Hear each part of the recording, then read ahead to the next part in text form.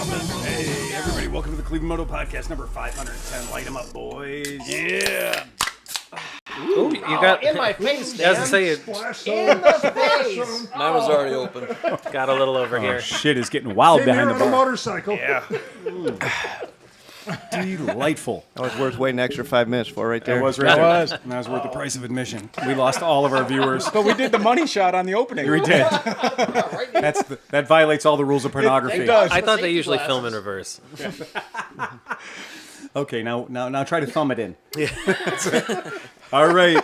Welcome to the ClevelandMoto podcast. And to my left we have Sean Noel. What did you ride tonight, Sean? My Vespa 300 GTS Super Sport.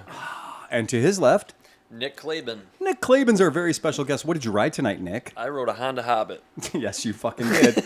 All right, we're going to cover that in a moment. Okay, and to his immediate left. Steve Sleepy. What'd you ride tonight, Sleepy? I rode down a loaded down Africa Twin with all the boxes, but with purpose.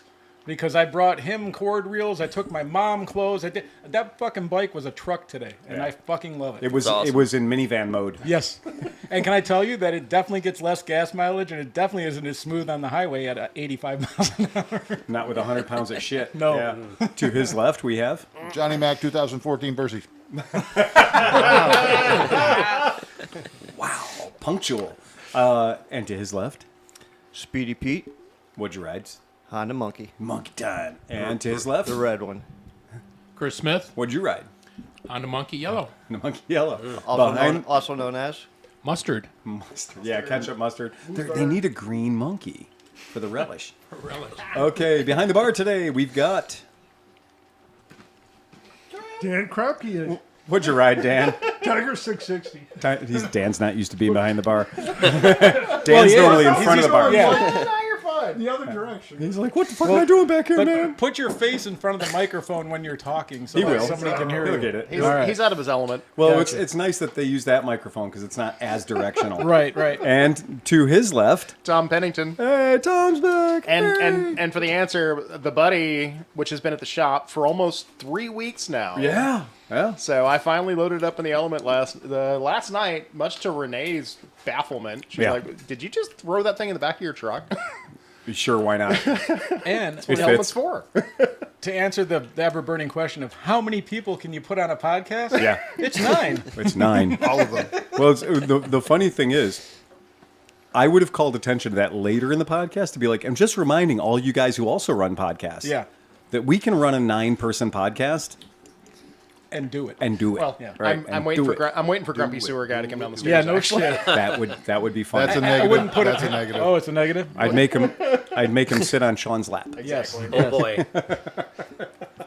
Okay, so I'm riding a customer's BV400 that just desperately need to have some miles put on. Hey, BTM Productions chimes in and says, hey guys, great to see you all. Well, it's great to see you too, BTM. Dave King says, we got numbers. What is that? Bind, torture, murder? BTK. Yes, that's it. No. Bottom. Bottom. Yes, exactly. So nice. Yeah. Come on, guys. Yeah, you're on target. That really tickled Sleepy. It did.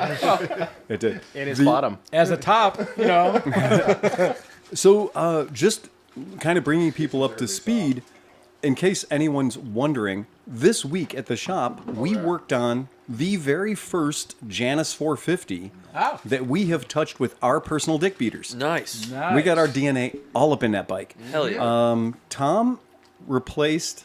Okay, so anybody knows, we are Janus enthusiasts. We are J Anus proud, right? And so we'll do anything Proud of we our can. Janus. We will do anything we can to promote their operation because we like the idea of a company in America making cool shit Absolutely. for people that like cool shit. And it's not a copy of somebody else's shit. It's not, hey, look, we're buying a thing from a box in China and we're putting it here with a different label on it. Right. Because there's so much of that happens. You're like, I'm an American company and I'm selling things from America. And then you're like, no, that's a Chinese product with a slightly dumber name. Yep. Right? Or a slightly less dumb name, as we could talk about a certain motorcycle that Tom and I saw yesterday. Hey, they should have called it the Dust Bath. They should have called it the Dust Bath. You're exactly right. is it hanging out with the chinchilla? Well, this was the point. Yesterday The Benda. yesterday at our shop, we were visited by the Benelli trailer. And it's a big, beautiful trailer. But keep in mind that Benelli now falls under the very, very comforting bosom of QJ Moto. When you say Benelli trailer, you mean as in a trailer full of bikes? I mean, a trailer fucking full of bikes. Like a big PR trailer. A big PR trailer, right? Full of fucking bikes. And so there's a company that none of you have heard of called Morbidelli. And so Morbidelli and... Isn't that like lunch meat? It is. They make Yeah. some of the finest sausage. Didn't they make V8 motorcycles? Ooh, I don't know. No, that was Modus. Modus made the V4 No, motorcycles. V8. No, V4. Oh, before There was a sorry. Morbidelli V8. I have a Modus owner in my shop Yeah, no, today. You're right. You're right. It had the red valve covers. For, That was the S model, red valve Yeah, covers, okay. and an extra 40 horsepower out of a shaft drive V4. It was supposed to be smooth as shit. And it was so smooth that they couldn't stay in business. Yeah.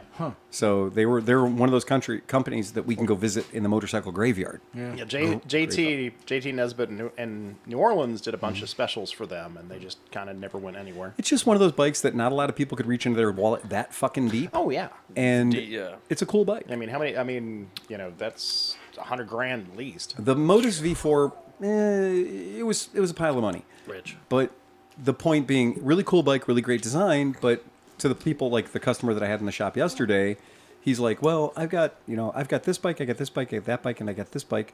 And he goes, "I got a Modus," and I was like, "Did you mean to just reference the V4 motorcycle with the shaft drive and everything?" He goes, "Yeah, I have one of those." And I said, "You have one? I've only seen one in person in my fucking life." And it was when they had a booth at AMA Vintage Days. Yeah, they had a huge booth at Barbara with like 6 or 7. Right. Yeah. Right. And that's how many they sold. Exactly. How many years? That was like 9 years ago. I'm not exactly sure, but it sounds like I need to do some research. Right around pre-COVID. Yeah. But anyway, back to the sausage. Back to the Morbidelli. Yeah. Back to the Mortadella. Back to the Mortadella. The Mortadello. So yeah, the American E4 Motus, MOTUS, by the way, Motus. That is just one of those things that QJ has, the Chinese company QJ has bought some of these things, and QJ's bespoke cruiser line is called QJ Motor. We know we had the adorable little V-twin 302 that we all pronounced as being perfectly delightful, fun to ride, plenty of power for a 302, and the fit and finish was spectacular. And it had a really good name, SRV 302. Good name. Perfect. I'm okay with that. Yeah. Serve. Letters and numbers. Men you did the love right thing. numbers. I mean, Yeah. it's, yeah. Their competitor is called Benda. Now, in case you hadn't heard of QJ Motor, you fucking damn sure haven't heard of Benda. Unless you're talking about Bender Rodriguez, bite my shiny metal ass. In which case, that's all I can think of when somebody's like, "Oh, I bought a Benda motorcycle," and I'm like, "Wow." So they were there, and their motorcycles are called, and I shits thou not, the 350 and the 500 Chinchilla, Yeah. which are V-twins, Chinchilla. and the 500 Napoleon Bob. Yep. Oh, and they're yeah. good-looking bikes too, and it sucks that they fucked the names up. So they were just talking about this on Moto Hop, but they were talking about the great. But now they came out with the best name for a Benda is the Greystone 707. The Benda Greystone 707. So they Okay. finally came out with a decent name They for their. finally called somebody other than the cat naming Yeah, department. that's his turtle. I mean, Now he named it you might as after well his just go, turtle. if you're going with Greystone, you might as well go with Tarzan. that was because you're almost the there. Greystoke. By the power of Greystone, or Grayskull. Or what was it? So at Moto Hop, they got T-shirts available. Get your Mid Ohio T-shirt. Already got mine. Shameless prop. from Yep. them. Fuck yeah, already got mine. If you stop by for your 2-wasted, we'll have a couple of Sharpies so you can mark off your spot. Don't expect them to have T-shirts for you at Mid Ohio. No, exactly. This is what I Yeah. was listening to today. The thing, though, that sours the deal for anybody who might be participating in the idea of owning the Benda Greystone 707 is it only comes one way, and that's automatic. Oh. So, I wonder what bit of market research dictated that. well, it's just one of those things that somebody goes, if we're gonna sell this motorcycle, then it goddamn well better be an automatic. Can I add something to that? Please do. I wish I could remember where I read it. I was up late reading an article, and it was through Reddit. And they said that motorcycles are losing in favor because a lot of young people have never shifted anything. And so the idea of shifting a motorcycle, they can't even shift a car, is unappealing. So a lot of companies are bringing in automatics to say, like, hey, you don't have to shift. And you can enjoy a motorcycle. Well, I mean, we've been selling Vespa scooters now for 20 years, and all of them are automatics, except for the 2005. Right, So but if point you're being is that it's a lower bar of entry to get an automatic motorcycle. So the fact you're telling me it's an automatic helps. Yeah. So the general idea behind all of this is that Benda, a company you haven't heard of, has come out with different ways to skin the proverbial cat, and one of them is by naming it a chinchilla. Yeah. Again, I had to talk to these two guys who are lovely dudes, and I love them, and I respect them in the industry. Super nice guys. But imagine your job is to sell me not just one, but a whole fucking showroom full of Benda chinchillas. Well, we're going to have a hard time moving that iron, folks. Well, and you know what's sad? When we were at AIM, and I was watching you talk to those dudes, right? Yeah. And after you talked to them and kind of, I think you kind of said, like, well, that's great except for the name. Yeah, well, that's what they had to do for every person that came. This poor fuck was up there, like, everybody was like, these bikes are really nice, but what can you do about that name? What can you do about that name? They literally built the Yeah. cat theme into the bike. It had paws on the top of the forks and stuff. It's like, It did. It has little paw prints on the because top and everything. I own this company. I'm going to name the bikes after my cats. Well, that's a vanity project gone way too far. Like, I get it. If you want to put like a little on your Jeep, if you want to hide a little dingus here or there, yeah. put a frog somewhere or whatever, that's fine. That's cool. But when you're like, okay, my cat is named Chinchilla, and therefore I will. First of all, your cat, which is a apex predator, is named after cat food. All right, Right? let's do it right now. Around Yeah. the table, Yeah. your animal and their bike nomenclature. Mine's the Oliver 502. The Oliver 502. Excellent. That's a good idea. Mine would be the Simon 707. Oh, very nice. Right. Oh, I have the Hayden. Your cat's named Hayden? Hayden. The Yeah. Hayden? Yeah, Yeah. so that sounds like I would buy a Hayden 500. Hell yeah. Yeah, Hayden 500. Race the That sounds Hayden a good name. 500. For sure. Do you have a pet? Phoenix 450. Fuck yeah! I mean, that seems like, fire. Yeah. Nick bringing the heat. What's You yours? roll You Really? rode mine. Yeah, I did. Beverly 400. The Beverly 400. And the Kaya 1100. The Kaya 1100. Okay. Kaya's nice because that swings into the Norwegian thing a little It bit. does, Like, that's right. pretty And it good. means weed. It does mean weed. That's awesome. Pete, do you have a pet name? I'm going to go the JoJo 500. The JoJo 5. I think maybe the JoJo 125 is probably better. I think. Yeah. Oh, I yeah. like that. I see you better market. I was trying to butcher it up a little. Can we just call that the Binks? The Bing. Smith? Do you have any pets? No pets. No pets. Eh, What's your pet name, 600. Smith? What's Mrs. Smith's first name? What's your pet name? Your pet name. My pet name? Yeah, I mean, asshole. The Farge 650. Okay, since we're playing this game, All right. Daniel Kromke, what is one of your thousands of animals? So I don't have an actual pet of my own, but my wife assigns me a pet. Yeah. So mine's like the LE 1400. LE 1400. Okay. Again, Yeah. LE 1400. You know, It's not too I shabby. mean, Kajiva had an elephant. So Yes, this elephant. is not too Right. far away. What, Tom? What's your Let's go with the Molly 305. the Molly? Okay. That's a different Very popular among ravers. different experience. well, Tanuka-san. Tanuka-san. Tanuki, drink. You see the Tanuki, you gotta Oh, drink. that's a real thing. It's a real thing. If you see the Tanuki over there, you gotta drink. Got Yep. it. Only if his balls are hanging out, though. They're always hanging out. And they dude. are. Exactly. They are. Always hanging out. that's, They're you know, out. we gotta get Moto Hop. We gotta figure out where Moto Hop gets their stickers from and just Does- get that made. Well, yeah. Does anybody remember where we were before we went on this fucking Yeah, rabbit yeah, tour? we You were talking Certainly about the we're talking Mort- you were about the talking about the Janus. Mortadella. No. Janus 450. Thank you. And the Benelli truck. Jesus And Christ. there's 9 people on the podcast. Okay, remind me that's the last time I ever say, does anybody? yeah. All right. Now let's crack open a good bottle of something, and this should get lit. Yeah. Jesus fucking Christ. No, not a good bottle. Yeah. Oh, no, it's just a brown liquor. Not when we're sharing drinks by 9. Brown See that water. Town branch? Just left over. Crack out a bottle and see if we can get this thing back on the rails.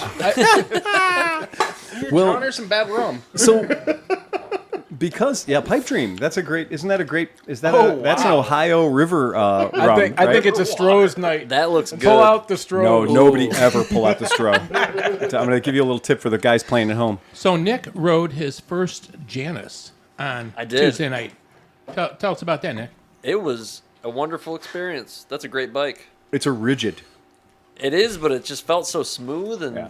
good power, and it looks awesome. Yeah, Well built. We got to ride the Janus 450, which has I haven't seen that which yet. has newfangled rear suspension. Yeah, okay. I saw that in the thing, yeah. And So an extra weird. cylinder.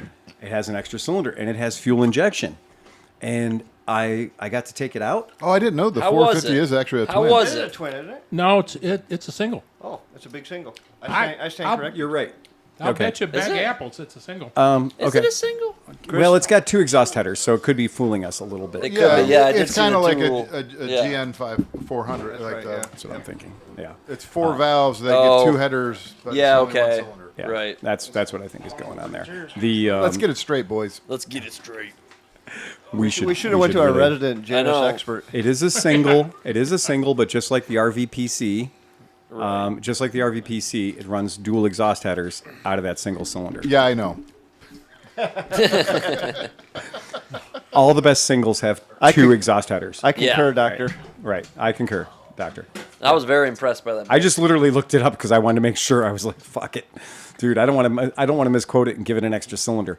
But that is an SWM motor. So anybody who knows about SWM, for the record, if you know about SWM, that's a pretty good fucking provenance right there. It ran nice. It started good. It pulled like a fucking freight train. And what's funny is the first time I pulled the front brake aggressively, the bike jumped up in the air because, of course, that Earl's front fork. So in Earl's front fork, when you grab a handful of front brake, it doesn't go down; it goes up. It's the ultimate anti-dive. It is the ultimate anti-dive. And I was like, Whoa, whoa, Whoa! but What just happened? But didn't spill a drop. Oh, now he's breaking the whole system. I am. You twanged There you the go. We I got it. twanged it. Pluck your magic twanger, Froggy. These kids these days. These kids. So anyway, what is funny was that I rode this bike, and the wheelbase on this bike is like 7 feet long. Yeah. Right. It's kind of like a boomerang. There is a whole lot of real estate for a bike that essentially is a 450. Yes. Right. And I rode it around the neighborhood, and the first time I rode it around the neighborhood, I had to stop. I went out, I jumped on the motorcycle, I fired it up, and I was going to pull out of my parking lot, and then I stopped, and I went, shit. I went back and I got a flat cap. So I went back and I put a flat cap on. I was like, okay, now I can do this. Because you have to have the appropriate headgear for that motorcycle. Right. You're not riding that fucker in a full face. Where did you put your pipe? What's that? Where did you put your pipe? In your breast pocket. Yeah. What? No tweed jacket? No tweed jacket? Yeah, okay. It's summertime, boys. It was like 100 fucking degrees. Well, at least suspenders and a puffy shirt. Well, there you go. That's good. I could put on my kilt. Yeah. And get Sean O'Hara to give me a falcon or sit on my shoulder, and I could go fuck about the neighborhood, right? And so I'm fucking about the neighborhood, and prior to yesterday, the street that is next to my shop looked like a lightly rebombed Bhopal, India.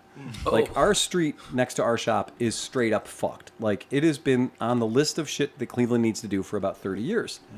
But instead, they've put like 73,000 tons of coal patch on it aggressively.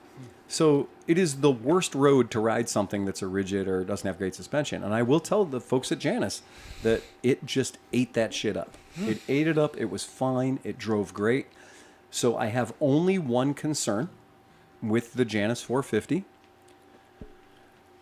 80 miles an hour. 80 miles an hour. I did get it up to 80 miles an hour. I was not brave enough to go beyond that. One, because the bike is breaking in and it's a fresh new bike and everything else.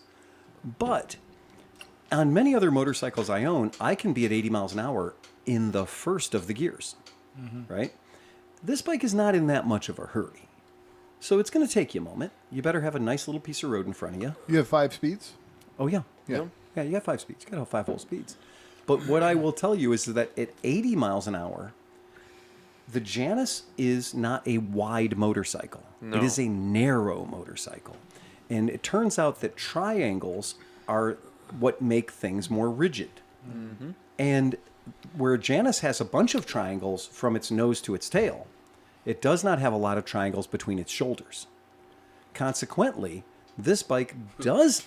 They have authentically recreated a 1920s motorcycle. Mm-hmm. Just because when your frame is only 5 inches wide, you don't get a lot of that, you know... You feel like you're riding a 40-foot ladder? No, I did feel a little bit like I was riding a Werner ladder, right? Well, it penny farthing. probably doesn't help that those tires might be speed rated for 45 miles an hour. They look like they have good grip, though. They're like a trial strip. They do. That is like a giant, like that is a good Firestone tribute tire right there. That is a legit like.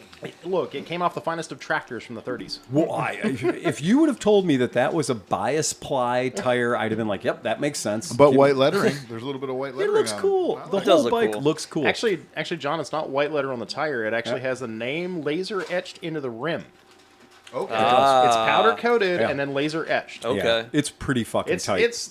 they got all the details. Down. Oh, Like, the it's attention not- to they're detail not messing about. is fucking It's all amazing. hand painted too. It is. And not only that, but the leather work is fucking amazing. Yeah. So now you're looking at it. Does the price justify it then when you Oh, look at you it? look at that bike. What is the price? Like 13, wasn't it 13.5 or something? Is it okay? It's up there. It's like 13, Well, 14 but it comes Gs. with the authentic Amish handcrafted top wine rack. No, that's outsourced. Oh, Chris, can you tell them about the I want top to hear case? about The wine rack? Yeah, Wine it's made by somebody down in like Cincinnati or Goshen? No. the, Oh, come on, Phil. The, The bike is Goshen, Indiana. right. Oh, yeah, right. Box The box comes from Ohio. Ohio, like, yeah, like right. Ashland or something like that. Yeah, And yeah. Some guys down there making it. Gerard. Yeah. Gerard, Ohio. and it has like aircraft aluminum mounting hardware and like the weird thumb screw.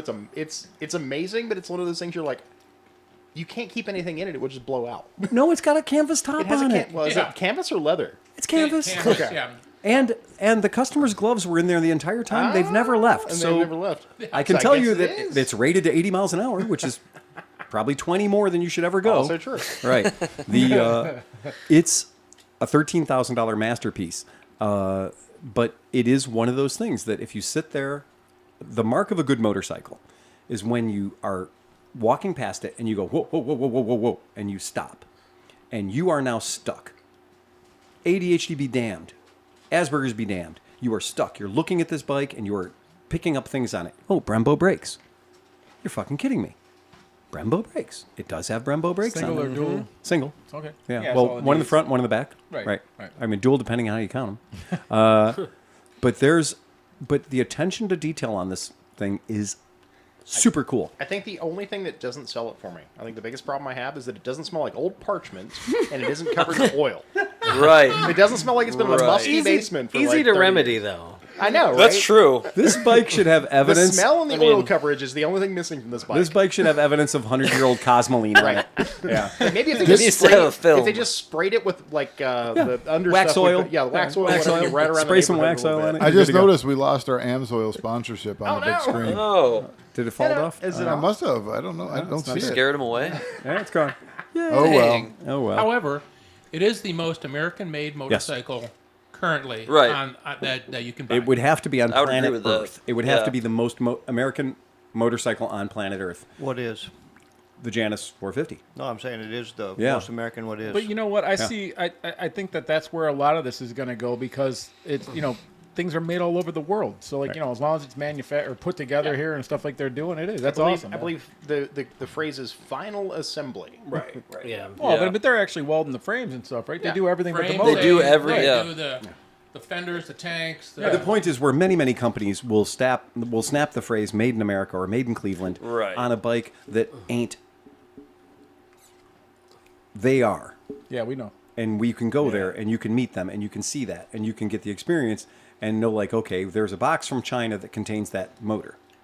But being that it is an SWM motor or an SMW motor, it's a very good motor. Yeah. Right. So that motor is powering a lot of fucking kick-ass dirt bikes. That motor is powering a lot of kick-ass bikes in Well, general. and rally And- bikes, SWM does the Yeah. rally and everything. Yes. And they're using, because the components I replaced were electric. It was the neutral switch, which I've seen neutral switches go bad out of the box. Sure. And a micro switch. Yeah. But all the electronics under that gas tank are top notch, top quality, click. Honest to God, as you feel it when you plug it in, everything's tight. Yeah, it's I was So, impressed. so Tom, what Yeah. what did you think of the fit and finish once you got it's into the bike? It's all nice. Heat up Like, in the it's- guts. Once you're inside of it, the fuse box are using with the micro fuses under the tank. Were, everything under there was nice. And this is all reminiscent of the stuff.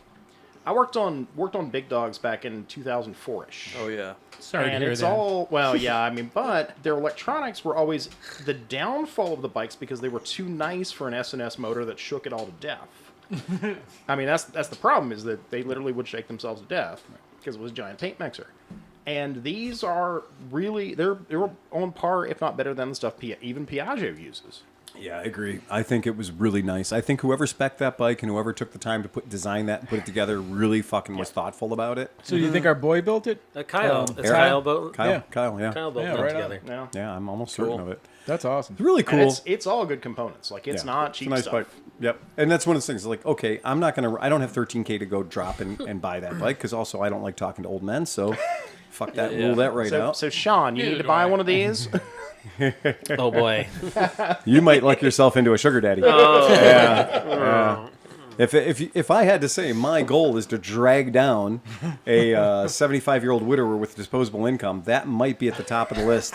You might need that or a Piper Cub. Yeah. I ever tell you one time? Well, you go to train shows. Oh yeah. Well, there you go. That's back when I was in Train. the radio control world, we were at this Dr. Martuccio out on the PA border, had a private farm that he had like for his own airplane. Not And then Dr. he- Martuccio. Yeah. Dr. Martucci. Hi, doctor. Tuccio. Yeah, everybody knows him. Seriously? No. Okay. Busting your balls, man. I'm tired. I did my colonoscopy. Dr. Fellatio. Nobody. Okay. Stand by. Not to be confused. What? Dr. McGroin, Phil McGroin. If anybody else would have said that, I would have picked up on it. But that motherfucker knows 9,000 doctors. So I know. That's why I figured he might actually know him. Yeah. But anyways, we're at this field and He's we're all got that flying Porsche. these big airplanes, right? Yeah. And the dude goes, "I need everybody to land because something's going to happen." We're like, okay, so we all land. Right. And the local, like, out in Pennsylvania Piper Cub Club Sure. came flying over, right? Yeah.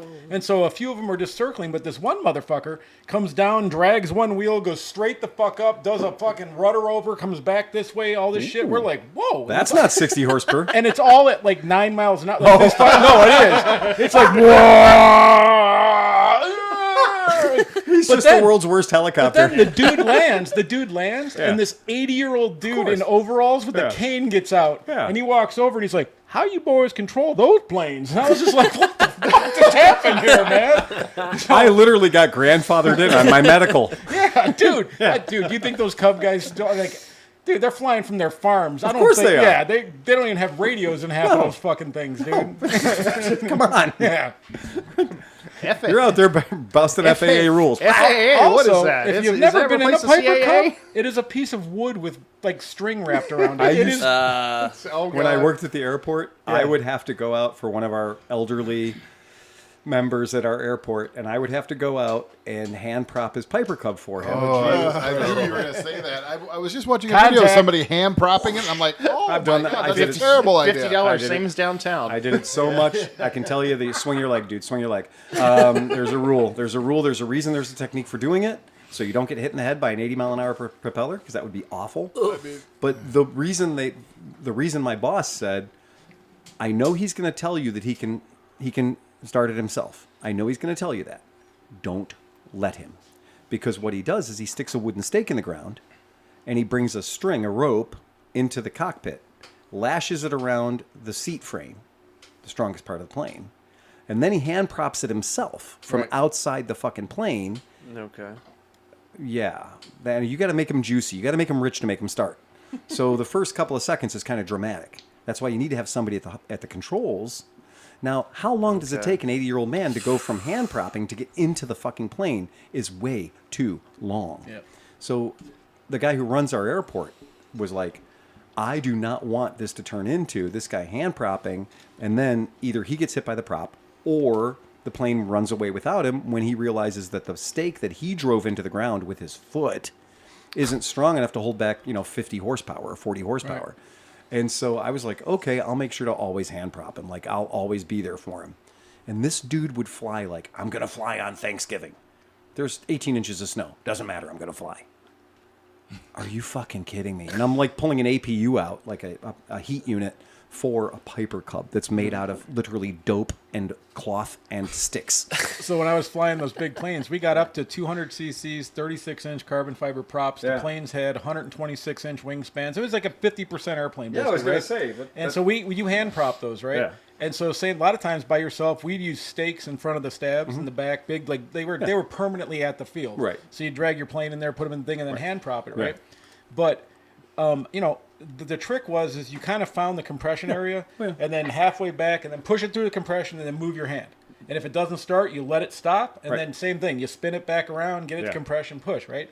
Well, a lot of old dudes, like older guys that were into like the 40 side, like little airplanes, saw the big ones and was like, I'm going to get me one of them. Oh, okay. So they have no experience, and they go and get a 100cc to 150cc plane.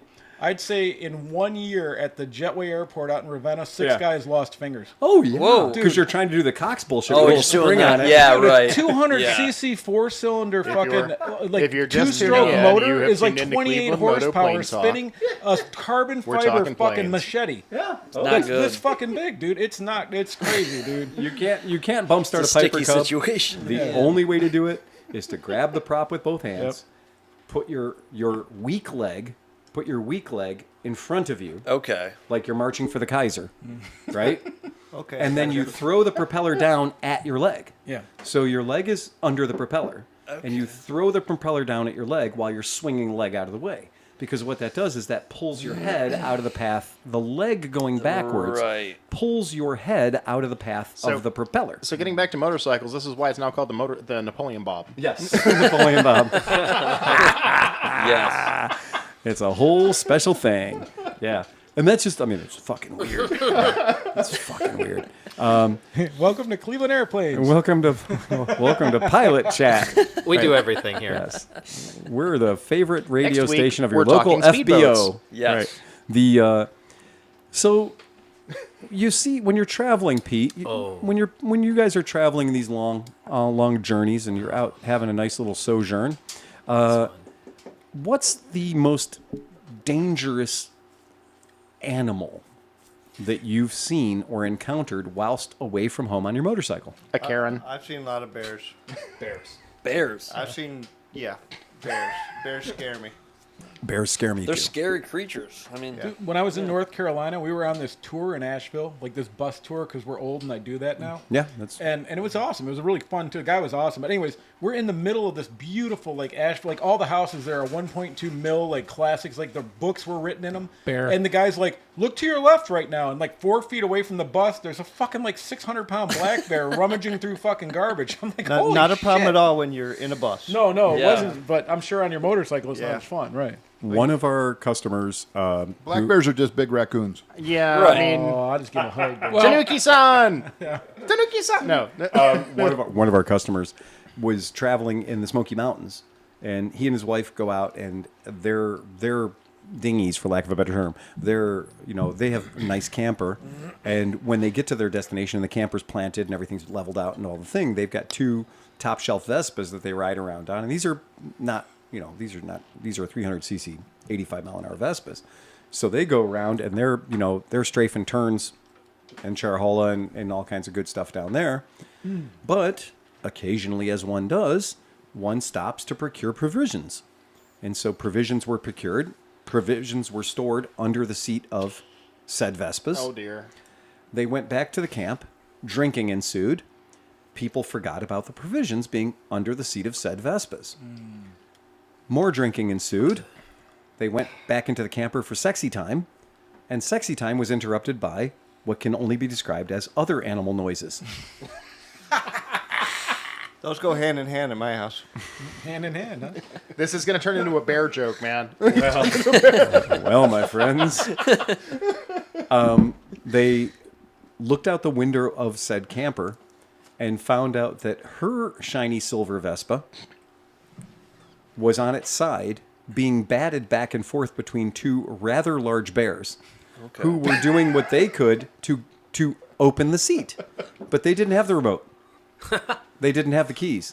They had very sharp claws. Nor do they need it. Yeah. And between those 2 fucking bears, they fucked that Vespa pretty hard. It was a revenant moment for that Vespa. Oh, yeah. You know what they should have done? powerful. Yeah. They should have taken a rope and tied it to the Vespa and like put hauled it the in the Vespa tree? up a tree. Yeah. It's just a pinata at that point. So the 2 bears fought their way in, and the customer brought it to the shop for like a basic service or whatever. And I went, Is this covered? well, and I'm like, so me not mowing, I didn't know the story. I go outside, I'm checking the bike in for service, and the bike Well, it looks like what exactly it is, right? And there are giant razor blade sharp claws going all the way down the sides of this Vespa. Wow. And I'm like, what the fuck happened here? Because one of our close friends had an Just got out of ex-wife. Pride Month. What do you expect?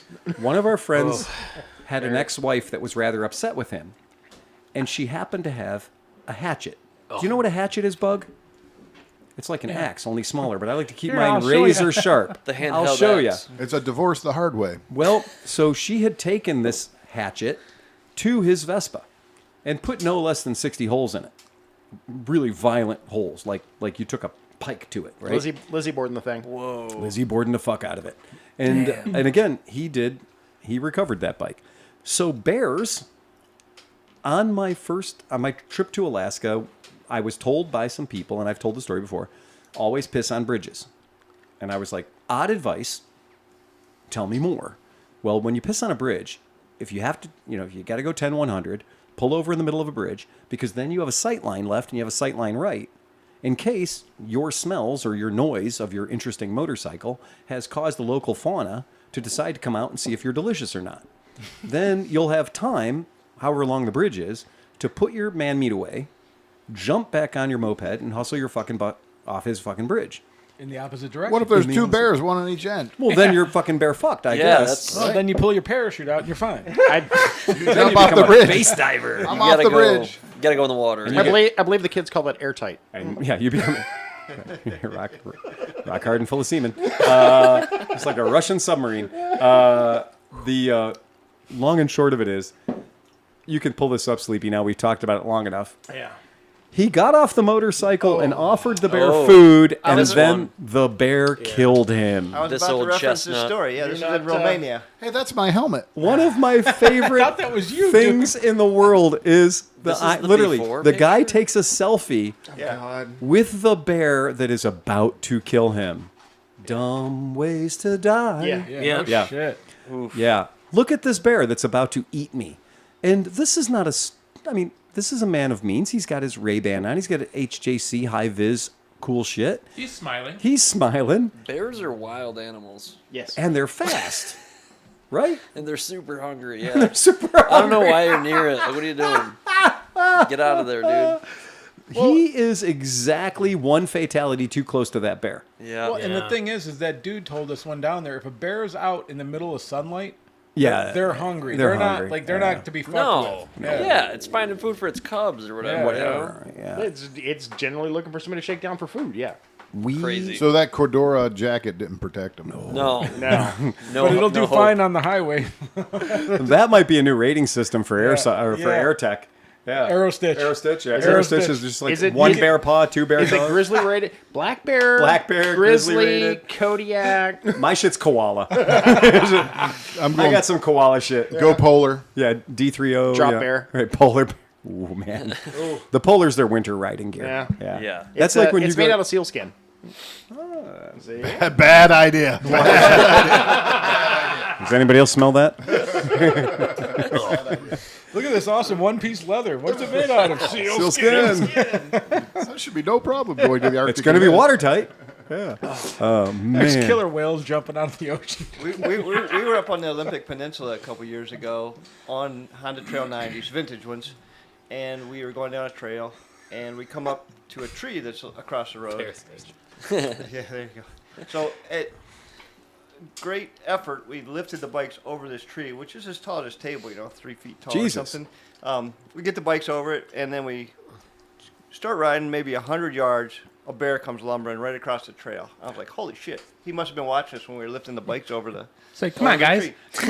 Come on. Down this way. Yeah, Come well, on in. So we go another mile maybe, and it's a dead end, this road that we're on. So now we have to turn around and go back by where we just saw the bear, and then lift the bikes over the same tree that we just lifted them over a minute ago or half hour ago. But we never saw the bear again, but we were nervous nonetheless. Great story, Pete. Well, fuck, dude, if you see a bear, there's more.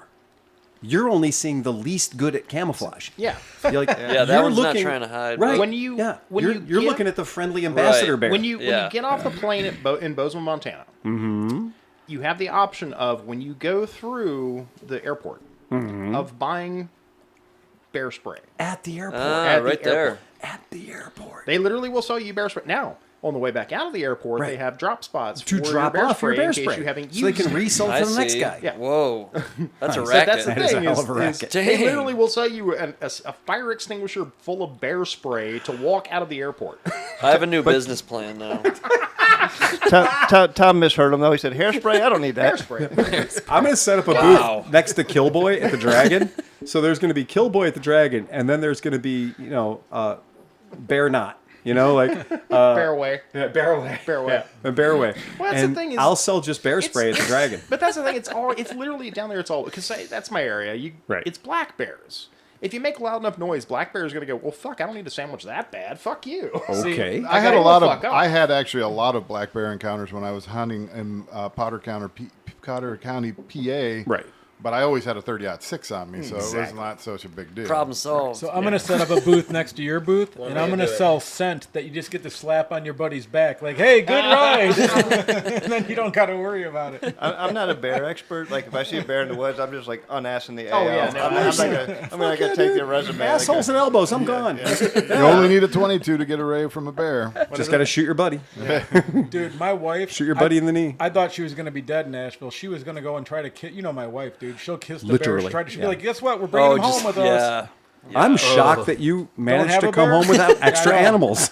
We're at like 55 Oh, now. he doesn't know yet, but there are extra animals. He just yeah. hasn't seen them yet. Yeah, there's some hideaways. You're going to need a call pretty soon. So Absolutely. Nick, tell me about your bike, Nick. Oh boy. Oh, wait, hold on. Before you start, I did want to say this just because that cavalier attitude that we've had regarding black bears. The largest black bear on record currently 880 pounds. Wow. That's big. It's too That's big. really, really big. And I don't want to also interact with believe- it. They shot one in 1972 was 902 pounds. I also believe cocaine bear was a black bear. So bear That was a real cocaine- thing, wasn't it? 902 Oh, it was. pounds, and it can scamper up a tree in like 3 seconds. Yes. And has claws that can dig through a Vespa in 2 seconds. and it's high on Not on a cocaine. good situation to put yourself I in. get the whole thing and be like, look, it's a black bear. They're friendly. But he's Nope. on cocaine. Yeah, you know Not who's, taking you know any who's at chances. fault for this? Is fucking Yogi Bear. He made everybody go, oh, look at the bears. We can just go hug him, and he's just going to Yeah. go, hey, boo, boo. Oh, yeah. Well, you thank think you of- for not you doing know- forest fires. And Yeah. you That's know, all that's going to happen. a bear doesn't just like bite your head off or twist your neck. no. They high five you. They start take your eating your lighter. ass first. They're going right for the rump. So you're going to be laying there. The bear is going to just be eating your ass for a long, long time. He's got a truck, and it's He's got a just truck with a like, sticker on the back. Let's go. It's teed up. I Just was take gonna it. say you really just loaded If that you're one. lucky, he wants the soft guts out of you. If you're lucky, the bear will only. eat If your you're ass. lucky. Say that's all the bear wants this time. Sean's like, wait, go back to the eating the ass. He's got his tongue all the way up in there. That is fucking It's like terrifying. it's like poo with a jar of honey here. Oh no. They're going to chew one arm off, then the other, then the other. I bet squirrels have killed more bikers than bears. oh, well, you- To be fair, Yeah, maybe. Stevie, if you want to pull this up, I did find a picture of the scariest bear. There you go. That's the scariest bear right there. That's the Thank scary you. That's bear. the scariest bear. Wonderful. I That's feel the like I've scariest seen bear. him on Grindr. That's good. And now we've lost. I was gonna bring up the scariest black bear, but I couldn't do that. Is that my profile photo? What's the guy? Oh, what's his name? You know who I'm Yes. Let's Dave- go. Dave King says, "Eating ass first, sign me up."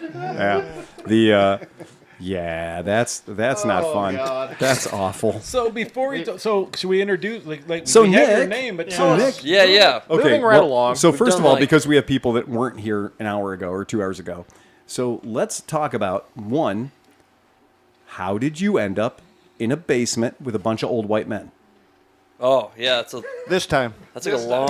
Oh wait a second. Yeah, right. How did you end up in a sweaty basement with a bunch of white men? This time.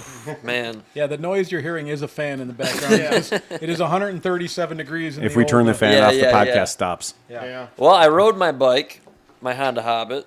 I rode it to Designy Cycles. Delzonis. Oh, yeah. It's a cool spot. The guy's got a unbelievable shop, and does like a wing night thing every Tuesday. So I went over there, and Chris showed up. Chris showed up on his monkey first, and then he went and grabbed his Janus 250. Oh, that's how he gets So, them. Yeah, so Ed, that's he does his like courting. he does like the bait and switch. That's right. so Ed came out to look at your bike, and he makes an offhand comment to say, "Wow, that's a cool bike, but it's no Janus," which kind of cracked me up. And Nick said, "Oh, I've seen those on, looked them up online," and I said, "I got one. I'll bring it back in 10 minutes." Yep. Oh, Chris was excited. He was That gearing thing, up. that thing was pretty impressive. I like that. I like those Januses. I mean, it's you know, you gotta be Janus. on that. You know, you want that 1920s style and like the thin. It's like its own thing, but it's very high quality, very well put together.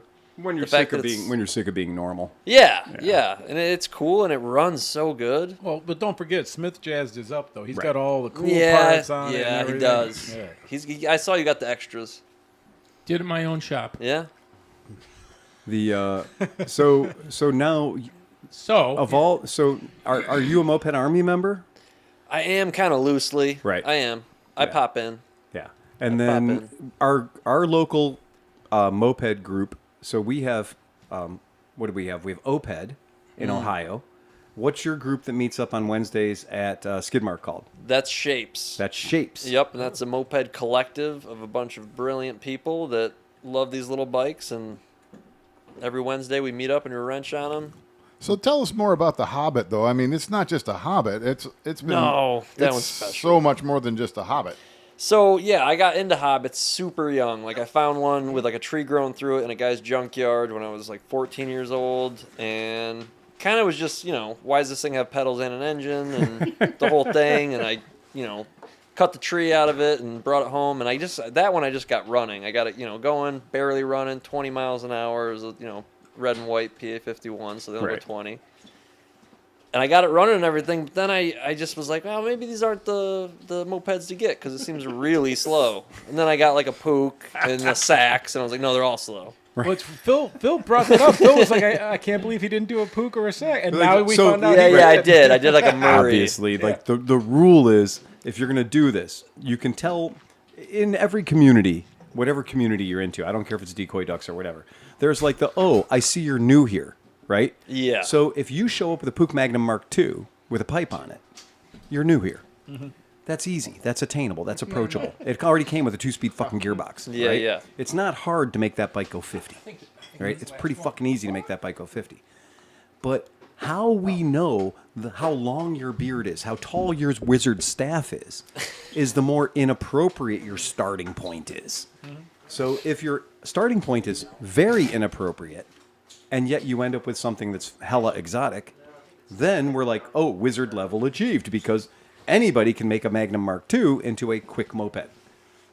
Doing it with a Hobbit, though, is a whole different level of commitment, because it was available from the market with, what did we say, 20 miles per hour? 20 miles an hour for the red and white, like the basic model, Right. the limited one, and then the 30 mile an hour was like the yellow and white one. Mm-hmm. A little faster. That was faster. Yeah, and then like once you got past like the 80 mark, they were all kind of the faster ones, but they had batteries and My black turn one was signals. 20 miles an hour, man. I couldn't make that thing go fast at all. Yeah, they're pretty mild I've- when you first get them. Hey, Phil, I've thrown pictures of his bike onto the podcast chat on Facebook. we do If you that? want to pull them up. Yeah, we can do that. we do that? What I'm going to do is I'm going to throw this up real quick because Are you kidding? To Of course we can do it. to just help sort of sell the point Yeah, that Nick's not just a casual fucking tourist when it comes to these dumb things. That Nick does in fact have a certain pedigree of two-strokiness. Yes. And we joke about there's that thing is like, oh, you like motorcycles. That's great. Well, when was the last time you built a shit hot two-stroke? Well, okay. Well, that's a different level. And so you clearly have the fucking two-stroke disease. I do. It's bad. It's pretty fucking bad. And so what you're seeing is you're looking at a bike that Aprilia put out with a 50cc motor in it. I've never seen a 50cc Aprilia RS doing a 2 p.m. wheelie. Yeah. Right? So I know that ain't stock. Nope. Yeah. That actually, that version is before I went 125, Honda CR 125 engine in it. That's just a stroker kit that was pretty awesome. It was Simonini made it, and it was a 44 millimeter stroke or 45 millimeter stroke, and then the bore that equaled out to, I think it was 85. Yeah. But with the stroker crank on that thing did unbelievable wheelies after the stroke change. It had so much torque. And so at that point, you were at 70 cc's? Yeah, that one there was 85. I think the Simonini's 85. It is right? 85. It's 85 on For the nose, Simonini, I believe. yeah. So let me ask you a little bit about that wheelie. Was that a wheelie that was a clutch up, or was that you gave it the gas and it went whoop? No, actually, he was going backwards really fast and stabbed the rear brake. That's the way that no one knows how to do it. Yeah, that's the tricky way. Because I love the two strokes. Whenever you just give it you give it a lot of gas and it just stands straight up. That's how that one was for Yeah. sure. You just have to lean back just slightly and then get into the power band, and it does all the work for you. And a little too much, and you'll be on your butt. Oh, yeah, absolutely. Yeah, you got to know how to cover that brake with those bikes. Yep. Well, Luckily, that thing had discs. Well, Moped's not so much. It's a race bike. Yeah. Well, and keep in mind, with 85 cc's, if you're going to be throwing a wheelie up, so you are at the very narrowest knife edge of RPMs at that point. These bikes don't make big torque at 4,000 RPM. It's a narrow band. It's a super So narrow band. narrow. So you're at 16,000, 17,000 RPM, which is where you need to be to make the front end come up. But 500 less, it ain't coming up. Nope. 500 more, it ain't coming up. You got the narrowest of fucking razor blade bands to make it happen. You've got your own wheelie control right there. Yeah. You do. Yep. Well, think about it. So Absolutely. now you got your balance point and your throttle point. It's really the balance point. That's like the main thing. With like finding the sweet spot where you can control that bike no matter what is happening, what position you're in, 12 o'clock, whatever. Yeah, it's I'm not actually there yet. There's some guys that can just wheelie for blocks and blocks and blocks and never get out of the wheelie. You just have to know that, like, at some point, that bike's no longer going to be nice. Yeah. Yep. Exactly. Yep. At this some is going to look really cool for about 20 seconds. Yeah. And then I might have to Well, put no, it I'm back. just That's saying, why like, I don't do the wheelies even the too best, much. Even the best wheelie, like when I used to ride with the Starboy that day, those dudes, they'd get them right 195 times, and then the 196th time we were picking Scott up and putting his bike in the back of the Yeah. truck. Like it just, it happens. Like, and especially when you're Absolutely. newer to it. Right. You might get away with a few, and you're like, I got this fucking thing. Right. And then you get two guys behind you, and you're like, well, I got to show off, and then you're done. Then Done. It's gone. Done. A guy I worked with, hadn't ridden bikes for a long time. He went out and bought it was a Kawasaki. I'll just say Ninja, but a fast Ninja. And next thing you know, I was doing wheelies. I'm doing wheelies. And guess what? Yeah, He's no longer. he's not there anymore. Yep. He didn't get out of that deal. Question for you: the bike you're riding today, Mr. Hobbit, out there. Yep. So, showed up from the nice, respectable folks at Honda. Nice air-cooled bike. Great. Very simple, very basic. Probably get a ton of life out of it. Absolutely. Showed up on the planet at 49 cc's. Very reasonable, very manageable. Yep. Showed up with, I shudder to call it a variator. Yeah. It's not really a variator. Not quite yet. Yeah. When When they came out of the box fresh, they were more of just a clutch. Yeah. Yeah, just a centrifugal clutch. There's a belt involved. There is a belt involved, but there's not a whole lot of loosely. range. Yeah. Right. Right. You kind of get like nominal power and then nothing. Yeah. So now that's the way that bike showed up. Air cooled. Dinky, probably, what was it, 14 millimeter carburetor on that from the factory? 12, actually. 12? Jesus 12. fucking Yeah. Christ. Yeah. That's tiny. It's a Yeah. straw. It's a 50 caliber. Like you That's can't a get your 50 caliber pinky through carburetor. it. Yeah. It's That's, you can't get your pinky it's through it. wild. Yeah. So now that we've established the baseline, is your bike liquid cooled? It is. Oh, I saw a lot That's of not easy. There's a lot of ability things on there. Oh, Too. there's a lot of A plumbing lot on of there. stuff, yeah. Okay, so first thing, it's liquid cooled. That is a whole fucking nightmare.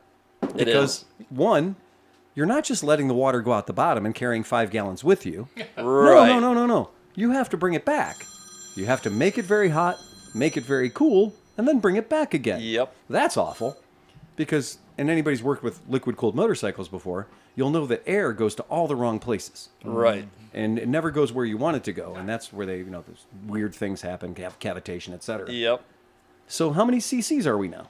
69.44 is the exact number. You are within the race spec. You can Yep. race in the class. Yep. That is definitely a spec class motor. Check. So Yep. that's on the stock bottom end. Stock bottom end, stock stroke. So it's 39 millimeter stroke with 47.6 bore. So the same. So it has the stock variator, but I'm sure you Well, massage no. it in a lot of ways. Okay. Nothing else is stock on it. The only thing that's stock This is on the it at stock this variant. point, the stock stuff is like the frame, which has been, Right. modified, and then there's like the cases and the rear transmission cases are stock. Okay, there you go. So there's some stock stuff, but Okay, now explain your expansion chamber, because that's a piece of work. yes, it is. That is a piece of fucking work. That is a wonderful pipe that was made by Ryan Crank is his name. And Good name for he makes pipes out of Milwaukee, Wisconsin that are just unbelievable.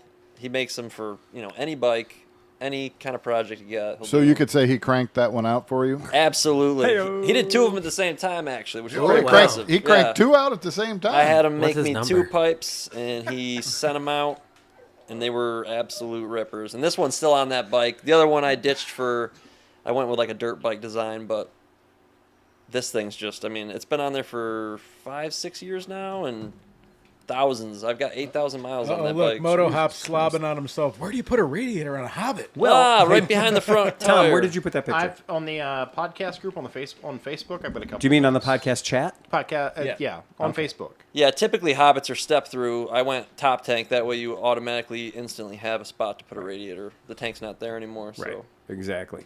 I'm going to pull a picture of it here so everybody at home can get their eyeballs on this fucking thing. There we Because go. it is truly special. It's not the fist launcher photo that I posted. Okay, go ahead, throw it up there, boy.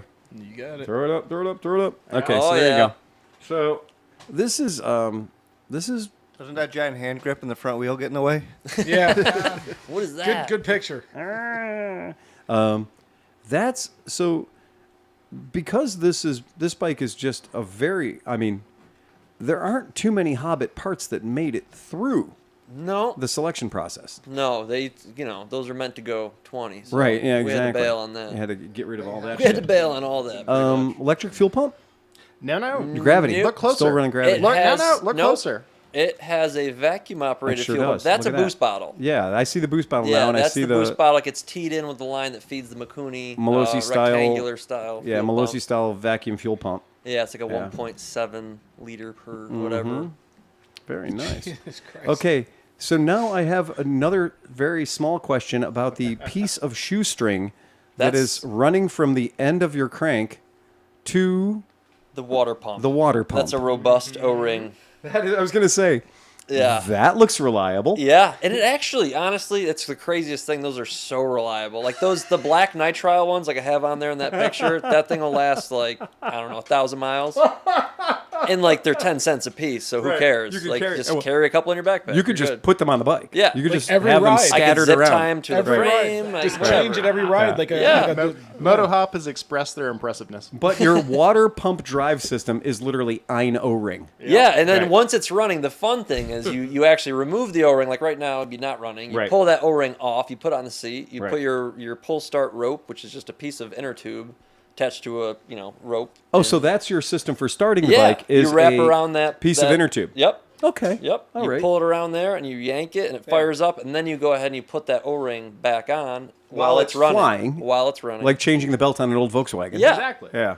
but it's pretty easy. There's nothing, No, you could hardly. You almost It's not going to never. take your hand off. It's just an O-ring. It almost never It's pulls not like my starting hand a off. Piper Cub. Yeah. yeah. You got Now- to throw your leg back. One thing that's interesting is I have the timing so far advanced that when you start it, if you don't start it with enough ass and you don't really pull that thing, it'll fire the wrong way. and it'll you'll go to run- hit the gas and you'll go backwards. It'll go backwards. Yeah. Yeah. When you get Which the is how he timing- did that wheelie. Yeah. I was gonna say. Yeah, exactly. There's that. Don't 18 tell them all my secrets. You're like, okay, 18 degrees before top dead center, and you're like, well, hold on. Yeah. Wait a second. If we go 21 degrees before top dead center, I figured it out. I figured it out. Just like those model It's called- airplane motors. It's Yep. called free power. Yeah. We're just going to go 3 extra degrees. And then all of a sudden you're like, you go to start the motor, and on the recoil of it firing literally, it Yeah. pops itself backwards. Right. And so for people who've ever been in that situation, and it's a situation where I was in where I had a motorcycle that fortunately had a fucking clutch on it, and I'm like, okay, great. and it runs. It'll sit there and fucking idle. Yeah. It'll fool you so hard because it's just pop, pop, pop, pop, pop, Yep, pop, totally pop, pop. normal. Totally normal, and you let the clutch out and you go backwards. And you're like, well, that's fucking weird. And then you're like, oh wait, maybe I over advanced the timing, I think and you with- go back by one. Yeah. With yeah. with Yep. golf carts, that's how they do reverse. Yeah, right. They It, just- it just spins the snowmobiles motor too. backwards and it'll run backwards. Or you Yep. run forward, you can run forward. Well, that's because your timing is absolute slop in those things. But like, there's a trick with timing, and that is, the whole idea behind timing is retarded timing runs really good on the bottom end, and advanced timing runs really good on the top end. Mm-hmm. Well, in a motor that only has 70 cc's, 69.999999 cc's, Yeah. you really want to you want to optimize this motor for like 16, 17,000 RPM. Right. So guess where your timing is going to be? Full forward. Yep. So And you're the- so close to that line. Right. And that's got like a really the orange, the orange CDI that you saw there on the crank. That's like it's a pretty good one. So it's got like a aftermarket CDI box on there that's got 18 different curves to choose from at the flip of the micro switches. So depending on what position all those micro switches are in, there's like 1 through 6 switches. If you put those all in different positions, you get all different curves and advanced or retard situations, whatever you want. So can I say something? Please do. So Please. my day job, is I go to all these hot rod shows and I do interviews with these guys that have $250,000 hot rods. Yes. And they're they're beautiful. They have engines that have billet parts, much like this guy's bike. Right. And I go, sir, Summit Racing here, and millions of people are gonna see this on the channel. Can I talk to you about your car? Yeah. So how did you build it? What's in the thing? Well, I wrote a check to Tom. And then, this and that and that. So meanwhile, this guy comes in. He's got this hot shit moped. He's like, and then the third bolt to the left is 3.4 millimeters. It's torqued to 1.3 torque. I love this. Well, we haven't even gotten to the left side of the bike no, yet. I know. I'm just saying, like, This is just the opening. This is how much I appreciate this Yeah. because I am so sick of talking to rich guys that are Yeah. just like, I wrote a check. Yeah, I have no fucking idea. that's a real thing. It is a real thing. So we're going to throw up this picture because you don't realize how small the bike is until you see Dark Helmet sitting on Yes. top of it. So until you see his helmet sitting on the seat, you're like, that's a fairly well. That is literally a monkey right behind it. Yeah, What right. nobody understands is that Nick has a 17 extra large head. It's true. He's not like, wrong. That's like the fucking Arai display helmet they used to have at motorcycle shops. You could Yeah, put your right. whole kid Like in. the real big one A you big could- giant one. yeah. I think It's that'll still fit 10 in my sizes smaller than mine. You did something to that picture. That's not that big. dude. I think that would fit in my Panera. I think it would. I think it would. So on this side of the bike, everything's looking suspiciously normal, except for, and I'm gonna zoom in on it over here because there's some skullfuckery going on over here in what I like to call the general explosive area. Yes. So I'm seeing at least 3 non-homogeneous metals lined Yes. up here. Yep. So, well, that's something you don't see every day. Right. That is the Stage 6 70cc scooter kit that produces around 20 horsepower, given it has the perfect bottom end with the right transfers and all that. And this doesn't. It's a 1978 Hobbit bottom end that I've modified with, basic hand tools. But This guy's the Alan Milliard of Cleveland over here. You took the words right out of my mouth. There's no shame in that. Look what he. yeah, I mean, it runs good. It's just, No, it's actually badass. I've operated leaf blowers with more CCs. Yeah. Then now the second bit of freaky deakiness that's going on here. Oh, I think you'll see it right now. Okay. Yeah, the yeah. second bit is, where did this swing arm come from? Okay, that is actually another thing that another brilliant person makes. A guy in oh shoot, I forgot where he lives now, but it's Shane Rickert. Mm-hmm. I think. God, I forgot where the. Yeah, I forget, but he makes these now. That is not. I just drew this up on. I didn't draw that up on a napkin and say, "Let's go for it." They're extremely well designed. That is very brilliant. strong, Well, strong, lightweight. Because you think about the original equipment that this bike came with was stamped steel. It's a stamped steel, and they break all the time. Wait, there's a chain on the other side and a belt on this Yeah, side? that gets everyone. Okay, so we are going to talk about The reason there's a chain on the other side is so that it is technically still a moped.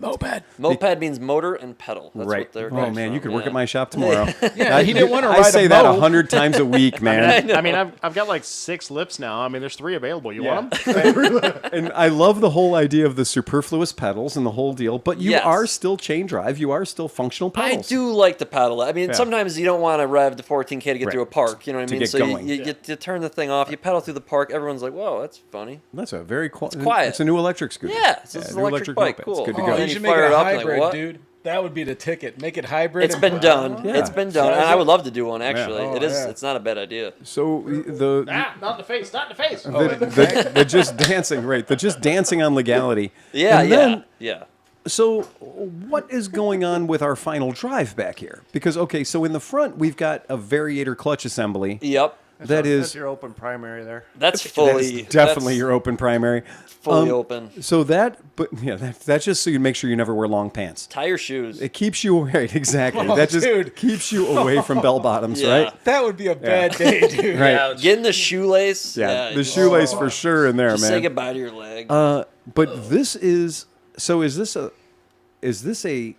Am I looking at basically a slipper clutch with metal rollers, or am I looking at a 6 ramp? That's actually a pretty. I'm surprised you haven't seen one of them. That they sell those for like a lot of Vespas. That's the Pliny variator. It's a Pliny variator, right? Yeah. So Okay. they only all they did to that was just modify it slightly to fit the you know to take that one. take the axle of the 32 millimeter for the Got it. the Hobbit. But otherwise, that's like the same. That's normal Pliny shit. Yeah. Yeah. That's That's pretty. that's a standard three slot. It's the three 25 slide degree. Yeah, it's got probably like 25 6 degree weights. ramp plate. Yep. Yeah. That's It's the standard. got, and I run in that, so that comes. You can actually run either 16 by 13 weights or 15 by 12, and 15 by 12 run a lot better. And So I do that. You're looking at it backwards from what you're normally Exactly. seeing. I'm normally Right. looking at it the Correct. other side. Yeah, correct. Right. Yep. It's 180 Yeah, degree, I had not a, the I way had I a should be Hobbit looking Mark at. II, and it was exactly like that. It was just a cheaper version of that. Okay. But yeah, it was a Hobbit Mark II. It came. It was technically a variator. Right. So you pull it open, had the weights and everything else. Yeah. But Yeah. this is the good one. Yeah, Yes. this is obviously the Well, good I mean, setup. a really good one. but Right. Yeah. Yeah. Yeah. That's pretty fucking rad. There is so much. I mean, there's a lot happening in this thing. Love There the gold is. rims. Well, There is Disc a lot. brake. I like the disc brake. Lizzie's Wheel Solutions. Lizzie's Wheel Solutions, and we're going to talk about that because Yes, we Lizzie came into my shop not that long ago, and she goes, "Hey, can I give you one of my cards?" And I was like, "Cool. What do you do?" She goes, "I lace wheels." And I went, "Bob, the wheel guy, doesn't answer my phone calls anymore. I think he might be I dead." am sick and tired of sending shit to Buchanan's. Right, and Buchanan's right, exactly. Yep. Right. And I still have my account with Buchanan's. So, but Lizzie does lacing, and that's fucking cool. I'm going Trust on him at the record right now as speeds I saying do too is wild. I fucking hate truing rims. well, I hate that shit. yeah, that's a whole different thing. So, Yeah. no, if somebody builds rims, on it. There's Right there's there. there's I used to say there's not enough weed in the world to make me enjoy lacing up wheels, but then weed got better. And then, yeah. And then Sleepy showed up and went, "Hey, have you tried this weed yet?" Right, Sleepy's like, "Oh yeah, this is pedestrian shit. I don't use it anymore." Yeah, Well, man, it's taking me like 7 hours to lace this rim. no, it hasn't. It's taken me 2.5 minutes. I was here for all of it. Yep, that's exactly. I was in a complete fucking K-hole the entire time. So this is fucking amazing on a fucking Hobbit. Literally, It sounded fantastic when you pulled in. It's fun. It's this might be a thing where we have to actually have visual aids for people to listen to the podcast on. For sure. well, because there's BuzzFeed or anything else. Yeah. fucking so much going on here. I know. Well, right? that's why you did the chat. You've been telling Yeah, people. So yeah. if you go to This is a Facebook, good look for one. Cleveland Moto. What is it? Cleveland Moto Podcast Chat. So our chat, in case you want to participate or you want to get the dirty pictures, right? Or you want to leave the dirty pictures. if you're Yeah. listening and you're not participating right, and you're live, not sure, right? If you're just like, I just don't know if I really want to get into this. It's just go to Cleveland Moto Podcast Chat. It's 3 words. They're spelled exactly as you think they are. Cleveland Moto Podcast Chat. We have 77 members, excuse me. But if you go on the Cleveland Moto Podcast Chat, we're going to be, that's so my text message doesn't go off 735 times when somebody goes, "Oh, look at this cool shoe I saw." Yeah. That's what it does. But we can use the Cleveland Moto Podcast Chat to be like, "Oh, look, this is essentially where the coolest show notes and underground traffic and goes." everybody has to Yeah. understand we're all like 50s and so we don't understand Discord really yet.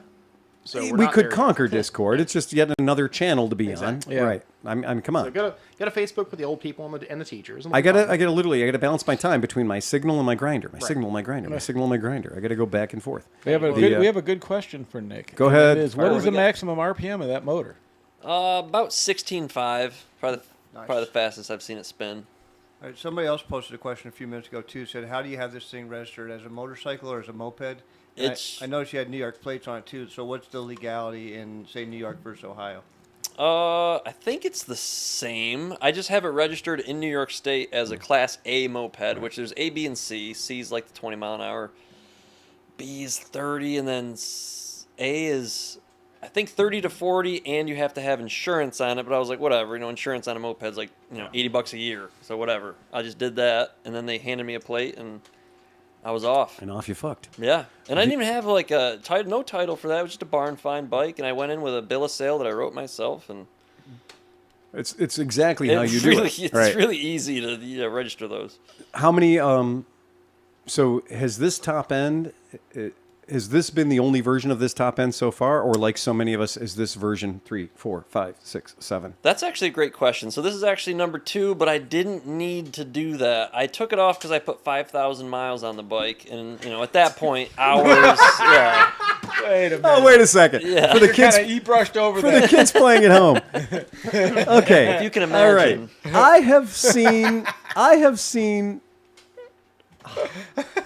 I have seen furry tails that are more comfortable than this motorcycle. Yeah. I have been in surgery that's more comfortable than this motorcycle. Yes.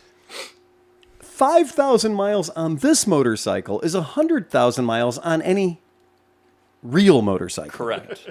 This is a bent piece of tubing with an extraordinarily angry yard implement strapped to Also, do the math. it. Yeah. 5,000 miles at 40? 16,000 RPM. So that's like 975 million rotations. For fast math, right? You're That's my essentially chisel riding a bob. dental drill. Yes. Yes. It makes the same noise. Does it vibrate? Not that humans can detect. My teeth fillings fall out. Only once in a while. dogs can hear it. Everything's clean. He just gets ultrasonic. It is literally an All the dirt ultrasonic falls off of me vibrator. as I ride, and it just It's like a shower. it is. Your jewelry is High Meadow RPM Hop shower. brings up a valid point. Just shakes. There's off no all the ass dirt. left for the bear to eat. Yeah, it's great bear deterrent. Well, that, and he goes up 4 more RPMs, and it's an ultrasonic device. Exactly. He goes up 4 more, and like animals' ears start bleeding. Right. Yeah. Congratulations, Moto Hop, on hot showers. Yes. Their water heater went out. Their water heater failed. Oh. Getting the RV ready. Okay. All right. Learning about RVs and the mice infestation. Oh my God. Yeah, you had Tanuki-san break into yours and fuck it up. No shit, man. By the end of my RV, guys, I had mice, squirrels, every sort of rodentia. It culminated in a You had a capybara in there. I saw you had a capybara in your fucking RV. raccoon coming through the vent, chowing down a whole can of peanut butter, and then shitting it out on the passenger side, passenger footwell. And that, my friend, is when that fucking RV needed to sail. After it caught fire from the fucking squirrel's nest in the engine I was there that day. I saw that. for the second time. You'd be like, oh yeah, your RV got infested by bees and wasps. Amateur. I got a fucking deer living in my Kodiak Bear broke in and fucking tried to find all the apples that I had in my Vespa in the back. The fucking squirrel was like, it just went through that thing and got through the heating system, through the thing. Like it was coming, it just went everywhere. There was squirrel, it fucking went in And you one end and out sold the it. other. Somebody bought that thing. Oh, fuck yeah. Well, yeah, it's a meth. Somebody bought that. It's a meth lab now. Come on. Came pre-seasoned. I shits thou not. I took a shop vac, a full-size shop vac, and vacuumed all the squirrel out of there. When I went to empty the shop vac, it was packed to the top of And all there was of a the squirrel shit. flipping him off. Like the inside, any insulation that was in the walls was no longer in the walls. It was squirrel's nest everywhere. Oh, God. Oh shit! That hurt.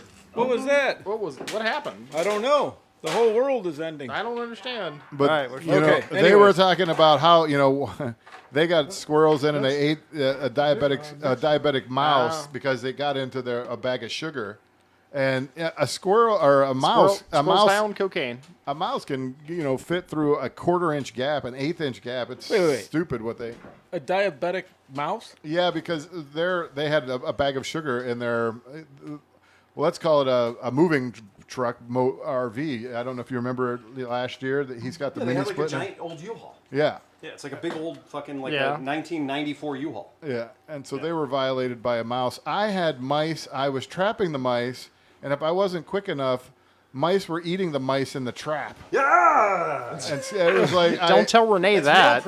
all I had to do was This is just like Renee's worst nightmare of coming into the shop with a mouse in the trap, with a mouse actively eating the mouse. just leave the mice in the trap and reset it, and I was catching more mice. Oh my gosh. God. Yeah, the only thing that's your friend at that point is old school decon. You got to go out on eBay and find the blue granules and everything. Don't tell Sean. Sean O'Hara would have issues with this. I know, yeah. I had to go extreme. It was the only way. I mean, I was feeding them the green blocks and stuff, and they were just like propagating on it. It's like they were pooping out green it was a blocks and having mouse babies that were aphrodisiac. pooping out green feet. So yeah, you have the 14th generation of green mice. yeah, living on the fucking mouse bait. So yeah, I've been listening to your podcast. I like it. It's good. Well, it's, I look forward to seeing you guys down at Mid Ohio. Well, yeah. I hope you don't have any hassles getting down there and back. He's looking for an automatic transmission, but I think he's not going to accomplish that before Mid Ohio. I wouldn't. Do you know what you can replace that U-Haul with?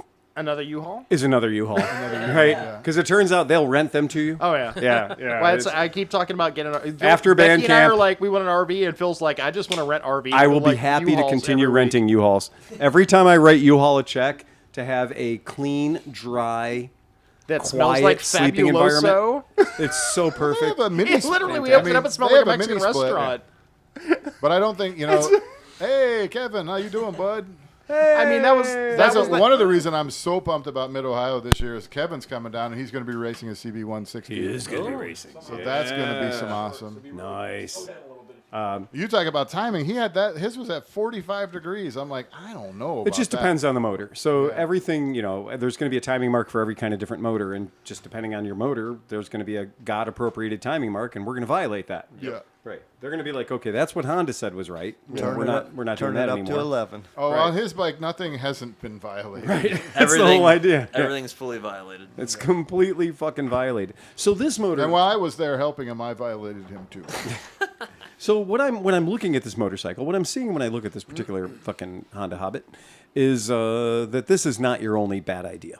No. No, so many. No. What else is in the garage? Oh boy. I've got another Hobbit. Well, of course you do. You couldn't Wait, is possibly everybody only ready? have one. Is everybody ready? No. It's the Chris Smith Ass Cam. Yes.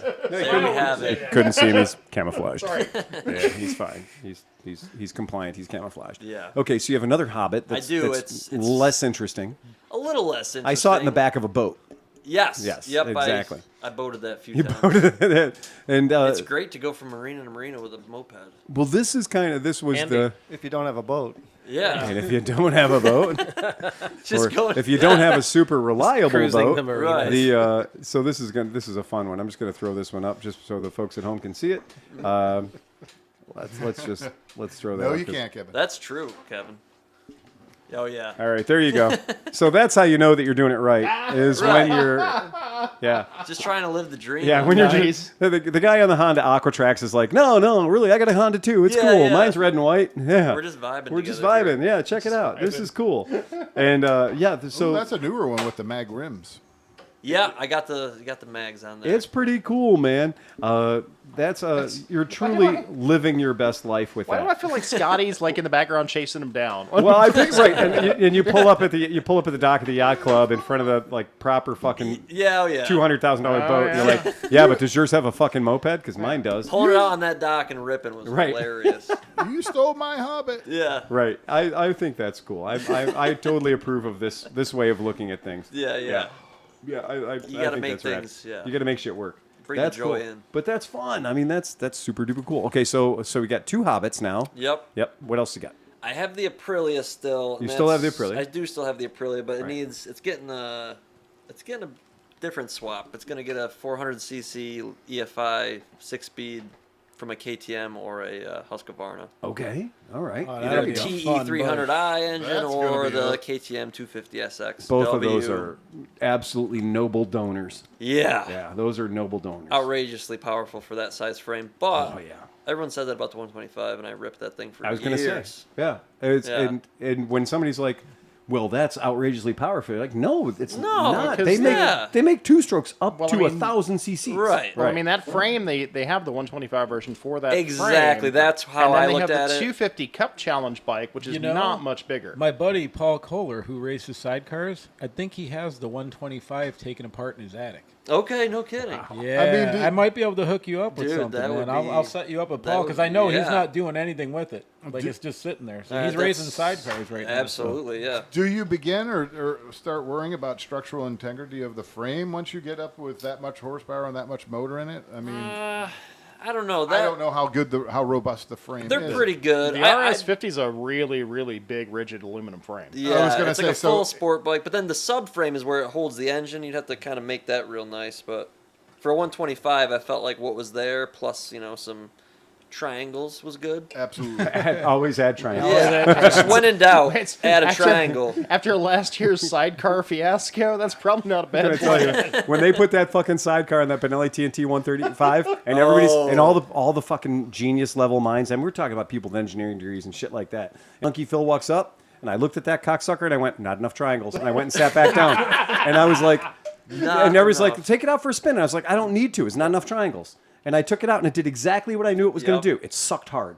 It sucked hard, and it was totally unrideable. And it just turned into the letter V, right? it and I was was like- like, yeah, this is not enough triangles. Whoever designed that was like, okay, this tubing is like the lowest grade tubing we've ever seen. And we're going to weld it to Yeah. 1/8 of an inch steel plate. Right, and then the Right. axle. Yeah. we're not going to run it across the entire No, not at all. bottom. We're going to make a No. stub axle. Just we're going to weld Just two a little stub welds. axle. It's as though they didn't realize that once you put a sidecar on it, that's what's going to hold it up. Here's It what's- no longer here's what we balances. It has to be able to hold the bike. The wheel on the sidecar was less supported than my 20-inch Murray lawnmower. Yeah, right, Right? seriously. It was that fucked, right? And I looked at that and I was just like, there's nowhere near enough triangles. They needed to send you a whole extra box with extra triangles because a human being cannot be on this. And then I learned that the only way to operate it and make it go forward was to stand on the sidecar. Put my feet by the outboard wheel Okay. and then reach across and drive it that way. Because any other way you would do it, all it would do is it would just fold the bike in half. Well, there Because was a it there was needed a bar that went from the triple all the way down Oh, to yeah. the wheel. But apparently, what have nobody saw and nobody really said, because once the guy started selling me, it was like, "Fuck it, I'm gonna make money." It was supposed to be for a cooler only. It was supposed to carry 12 to 18 beers in a Then cooler. why did he sell a seat? That's because he's an idiot. Because the 'Cause- cooler yeah. needs a nice place to sit? I guess. No, he fucking sold a seat and handlebars to go in that I'm just for a beer cooler. Yeah. And here's the other thing about sidecars. If you have a sidecar and you don't have any weight on the sidecar or in the sidecar, you don't have a sidecar anymore. You have a weird appendage flying through the air on the side of your motorcycle because that cocksucker will not stay on the ground at anything above 1 degree of lean angle, right? So it's only on the ground whilst you're turning right and or left, depending on the orientation of the sidecar. Long story short, bad design, bad engineering, looked good on pictures, and they sold enough of them to get a really shitty reputation with a lot of people that he took their money from. So what he needed was a capuchin monkey that came with the sidecar. Well, what he could have, we could have also sold him an extra box of gravity. Also true. So you could have just sold him a box of gravity, like, here's your sidecar, but in order to make it work, you're going to need this box of gravity. So you give him like 80, 85 pounds of mercury. It's probably pretty small. Fits in a Yeah. small container. It's probably very portable. And just put that over there by that bullshit axle that never worked right. And it probably handles better. Probably works great. But again, not enough triangles. Yeah, triangles. Add more triangles is always a good So- thing. Always the answer. Yeah. So since we're talking about Nick's bike, which is very tiny, Yes. and we're here Adorable. this evening, what is happening next Thursday? Oh, The yeah. mini bike roundup. So at the while we can go back to the a quick mo. If anybody out there in podcast land has an Aprilia SR50, that's a scooter. oh, That's yeah. a scooter. If Digest. anybody has that scooter, and you have one in your garage, and you desperately want to not have that scooter anymore, please call me because I have in my possession a complete Valentino Rossi Peace and Love generation set of Aprilia limited edition body kit. Come on. I have it in my garage. hey, I Phil? had 2 of them. I gave one Hey, away. Phil, guess who has an SR50 in his garage right now? Do you? Yeah. Shit, is it like a 1999-ish? Yeah, it's the 2001. It's the exact one you're looking for. The Okay. Minarelli, the water-cooled motor and the carburetor.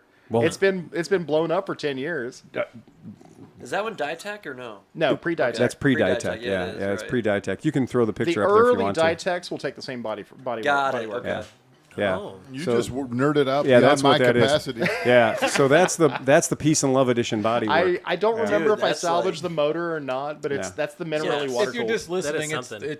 fluorescent green and yellow and very special with peace signs. Yeah, got it's love. Very cute. It Yeah, is. very nice. Very I'm here for it. Aprilia when Aprilia officially said we are becoming part of Piaggio now. Yep. There was Aprilia used to have their headquarters in Atlanta, Georgia, and so they were like, "Hey, does any Aprilia dealer want?"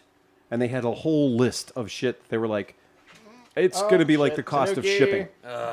Tanuki, get a drink. Uh-oh, there he is. You thirsty little Tanuki. So I have the bodywork, but I don't have the bike to go with it. How fucking hilarious is that? I literally So- I bought it yeah. brand new from Motostrada. Yeah. I bought it from Mark Juris. Yeah. The X didn't understand what the red light meant on the dash. Oh, okay. Yeah, that So means it there's burned no up the oil top in end. it. No oil Yeah. in it. Yeah, that's what that means. So I kind of just tried out to of oil. stuff a Zuma motor into it once, and it wasn't quite right. There's a better picture of So I it for just the put it in the folks corner. playing at home. Again, this is a liquid cooled 50cc bike. Yeah. So Ripper in one. its natural form, it's de-restricted. It's 49 miles an hour. However, everything on the planet exists for this, and it's cheap. Oh, yeah. Yeah. And this is not a hard bike to scare 25 horsepower it's- out of. you- But don't you need a bottom end? Kind of want one now. What's that? Don't you need to start with I at least think a I bottom have end? mine in the The somewhere out long there. and short of it Maybe is out there. every part that Tom's has broken, Yeah. we were going to take off anyway. Oh yeah, no. No. You can So- punch yeah. those out to 100 real freaking easy. Well, and I have a Malaguti. I get a liquid cooled Malaguti F12 Phantom, Yeah. which Oh, is cool. the Ducati. Yeah. Yeah. So I got the Foggy edition, limited edition Ducati. That's how I met Ewan McGregor. Yay! But I've got one of those bikes with the full MHR shit. The problem with the MHR shit is the MHR kit lasts like 4 hours. yeah. So you go to all the trouble of building a liquid cooled 2-stroke top end, but it has a racetrack life expectancy of 4 to 5 hours. So it's not going to be a street experience. It's not going to be a fun street experience. Well, it will be fun for a short while, but then you're going to have to put it back together again. So I have just, before we gave up our racing career, I was able to sequester many, many Melosi boxes. And I've just kept the Melosi boxes sitting next to the F12 Phantom, right? So I've got the F12 sitting there, liquid cooled, with all the Melosi boxes, and they all just need to find their way onto each other. You know? One of these days. Yeah, we're you going know to what's have funny? Enough time. One of these days when I need a motorcycle that will still be less powerful and slower than every other motorcycle in my garage. This is like when I walked in and I said, "Oh, you've got a R9 back in the corner, R9 150 back in the corner." He says, "Yeah," and I have it as a parts bike for the pizza delivery bike that's in my warehouse. And one of these days, you're going to swap the motor, which we need to do for Pete. Again, So he can have the tiki bar. this on entire wheels. thing, like the And we're joke like, yeah, one is, of these days when we have the one time. of these days when we have the time, I have an entire Melosi literally the Melosi 172 kit, sitting in boxes They're- with a Piaggio Hexagon. Well, that we can take even further, because So- right now it's got the Melosi 172 kit in it with the multivar and everything else. So it's a pretty good bike that looks a little bit like a couch, but that's fun. Yeah. So Johnny, getting even further off a tangent, Johnny Mac stopped by this week and fixed the generator, the taco truck generator. And he was hanging out, and he comes back in the shop, and he goes, shit. "Wow, what are you doing with that over in the corner?" Oh, hey. Oh yeah, here $5. Motohop gave us $5 towards the you have 14 days. Oh no, it's gonna take more than $5 for that. Let me $6 at Let's least. send it back. let me read this for the 99% of our listeners who are listening, not on the YouTube. $5 towards the you have 14 days to fix and swap the SR50 for Vintage Motorcycle Days That fun. ain't gonna happen. Yeah. Yeah. There you go. It's gonna take more than $5 for that one. So a long time ago when dinosaurs ruled the earth, there's a fellow that we know that was the U.S. distributor for Genuine Scooter Company, et cetera, the inventor of the Stella scooter, the inventor of Scooter Works, just generally an interesting cat named Phil McCaleb. And he was trying to pen a deal with Piaggio, the guys in Italy, to be the official U.S. distributor for Piaggio Vespa scooters. And in their back and forth, they gave him one of these for his birthday. And this is arguably one of the dumbest looking scooters on the planet. But this particular dumb looking scooter has accidentally inside of it a two-stroke 125cc liquid-cooled motor. Oh. And with Molosi, you know, the two motors that Piaggio did that are kind of legendary is the 125cc two-stroke motor and the 180. The 180 is the one everyone talks about. They use that in Gilera Runner and the Italjet Dragster. Oh, yeah. And it's out of the crate, 30-plus HP, and it's a super fun motor. Yeehaw. And the trick was, in the European market, especially in the England market, if a bike is over 125 cc's, 90% of your potential buyers can't buy it. Because the L registrations, the licensing means that, you know, until you've got a certain number of years of experience under your bike, your belt, you are going to be riding a 125. So they said, we need a 125 that can carry two people, a bunch of fucking commuting, you know, briefcases and garbage and shit like that, and still kind of be able to go on the freeway. And they let loose with their fucking fuzzy crayons, and they designed this fucking bike, the Piaggio Hexagon.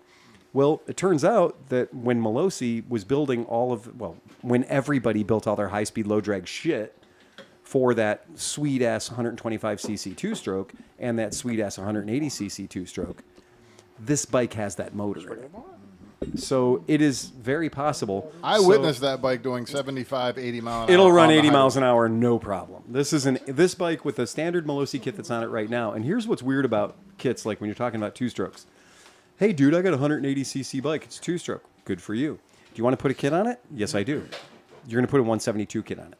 Well, no, that's smaller. Yeah, but it's 5 ports. It's smaller, but it's ported to fucking Jesus. Yeah, yeah. It's Molosi.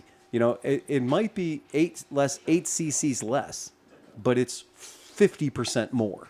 Right. Even though it's 8 cc's less. Yep. And like that's always the joke is I've owned Gilera Runners, you know, 180s, and I've owned Italjet Dragsters. Well, if you have a 180 or you have a 125, the same cylinder is going on it. The same shit is going on that bike. Because, turns out, do you know who likes making their bikes fast? Young fellas. And do you know who says, I'm stuck by law of having a bike that says 125 cc's? Yes, you are. But that doesn't mean I can't fuck with it. And they do. And man, I will tell you, young Italian kids with a bit of a disposable income will force the industry to make stupid fast shit. That was the whole purpose of the T5. The T5 was literally, let's take a Vespa that meets a 125cc requirement. Okay, yeah, you can legally ride that without insurance or a license, whatever. Good for you. But let's give it 5 ports. Let's just surround the whole cylinder with ports. We're like, what's holding the top of the cylinder up? I don't know. Just bridges. It's just bridges. It's just bridges at this point. Well, which ones are transfer ports? I'm thinking they're all transfer ports at this point. Some just transfer energy from the world into it. There's, you know, which ones? Right. All right, what's that? That's a boost port. What's that? That's also a boost port. Really? It has boost ports. Well, it has transfer ports too, but well, there's a lot of them. That's why that Yamaha CS5 that I had was a twin cylinder, 5-port Yamaha motor that screamed. Yeah, it's like when you're playing around with two strokes, and like we were joking earlier, we were talking about like the A. Graham Bell book. Yes. Right. So everybody, that book has been out for at least 60 years. Yes. It's a very old book. Mm-hmm. And our friend Nori Kerr, God bless his soul, Nori Kerr designed a book that was the same book, but not just for Yamahas, but for Vespas. And, you know, performance tuning like the Nori Kerr way, when you see that it's the same juice, it's the same soup, it's the same science between the Vespa people and the Yamaha people, it's just in a different configuration. It's just in a different location. So that's pretty fucking cool. Canadian asked about an Elite 250. Does that have the pop-up headlight, or some do? No, the Elite 250 is not a pop-up No, headlight. it's a solid headlight. It's a And solid then there's headlight. two versions. There's the melted jelly bean, and then there's the older one. No, that's the Elite There's- 250s are only one format. Oh, no, there's two. Really? Yeah, the later 150 that Kimco built, No. which looks like a melted jelly bean, they built it to 250 and a 150. Okay. But it's All still right. a Honda Spacey, so. Yeah. The melted. It's still the very jelly big long one. Isn't It's it? the Honda Freeway / the Honda Spacey. The long one is the right. Helix. Oh, the Oh, Helix. the Helix. The long one Helix is the is- Helix. But the reality is that you cannot get a whole lot of parts for them. They're great bikes if you're just going to leave them the hell alone and ride them until they explode. at Isn't 60,000 Caucho a miles. 250? No, it's a 150. Yeah. CH 150 Deluxe. Dude, I love So- how Hoffert, Grumpy Sewer Guy, has the BMW sticker on his Helix just Yes. to fuck with everybody because people are Well, like, what is that? That was the joke about the Pacific Coast you told me originally, was that it was either going to have a Helix badge or a X9 500 badge. One of my PC 800s was badged as a Piaggio. I just thought it was very confusing to people. So I had taken the badge off a P200E. Okay. And I had made it into a P. I got the 8 from a Piaggio 80.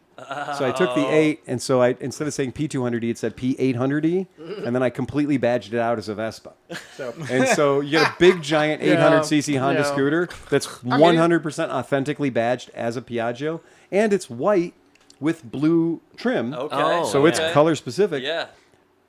I had at least 50 people tell me they knew my bike and that they had my bike and that's that's the biggest Piaggio they ever made. And I was like, well, cool. great story, bro. Let me know more. Right? Yeah. Tell me more. Right. Tell me more. So to answer Canadian Jason, Yes. if it's free, take it.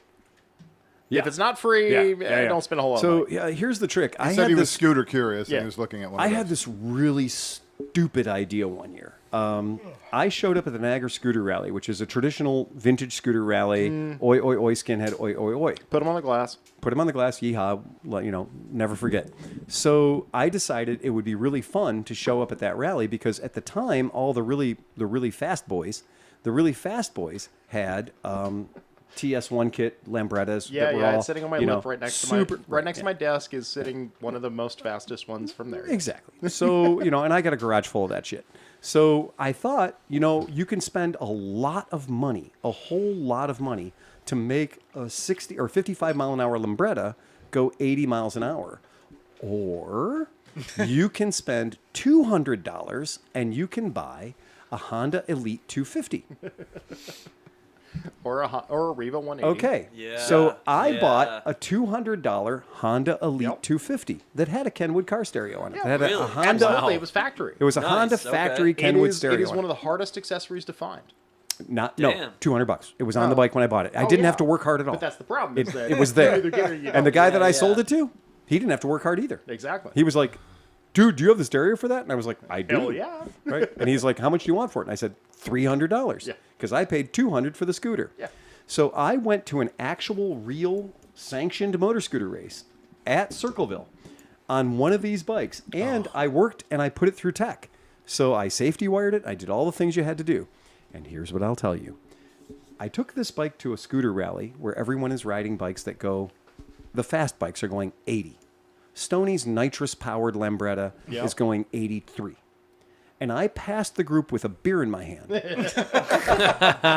Sitting upright Yep. with a windshield and a top case and the radio going. And I passed the ride out. And then I passed the fast fuckers in the ride out while looking at them and going, cheers! Cheers, boys. and just walked them on an 86 or whatever Honda Elite Yeah. 250. It's fine. Got back, drove it like an idiot, smoky burnouts, the whole thing. Had a lot of fun with it because, hey, $200, right? I've done the same thing with a Bet and Win 250. Super two fun, up. right? How dare you? And then they're like, well, we hate that bike. We're going to burn that bike. We're going to burn that thing. And, that's what would happen back at these rallies in the days. So if you showed up on a Japanese bike, you might not get to take it home. Okay. Oh. And that was not uncommon. So I knew that I was taking chances. So once it got just a little bit dark, I hid it because I wanted to take it home. Because, hey, it's fast. Yeah. And it's okay. And you can adjust the valves by ear. And then somebody said, "Hey, was that John Stafford?" And suddenly it went all out the window.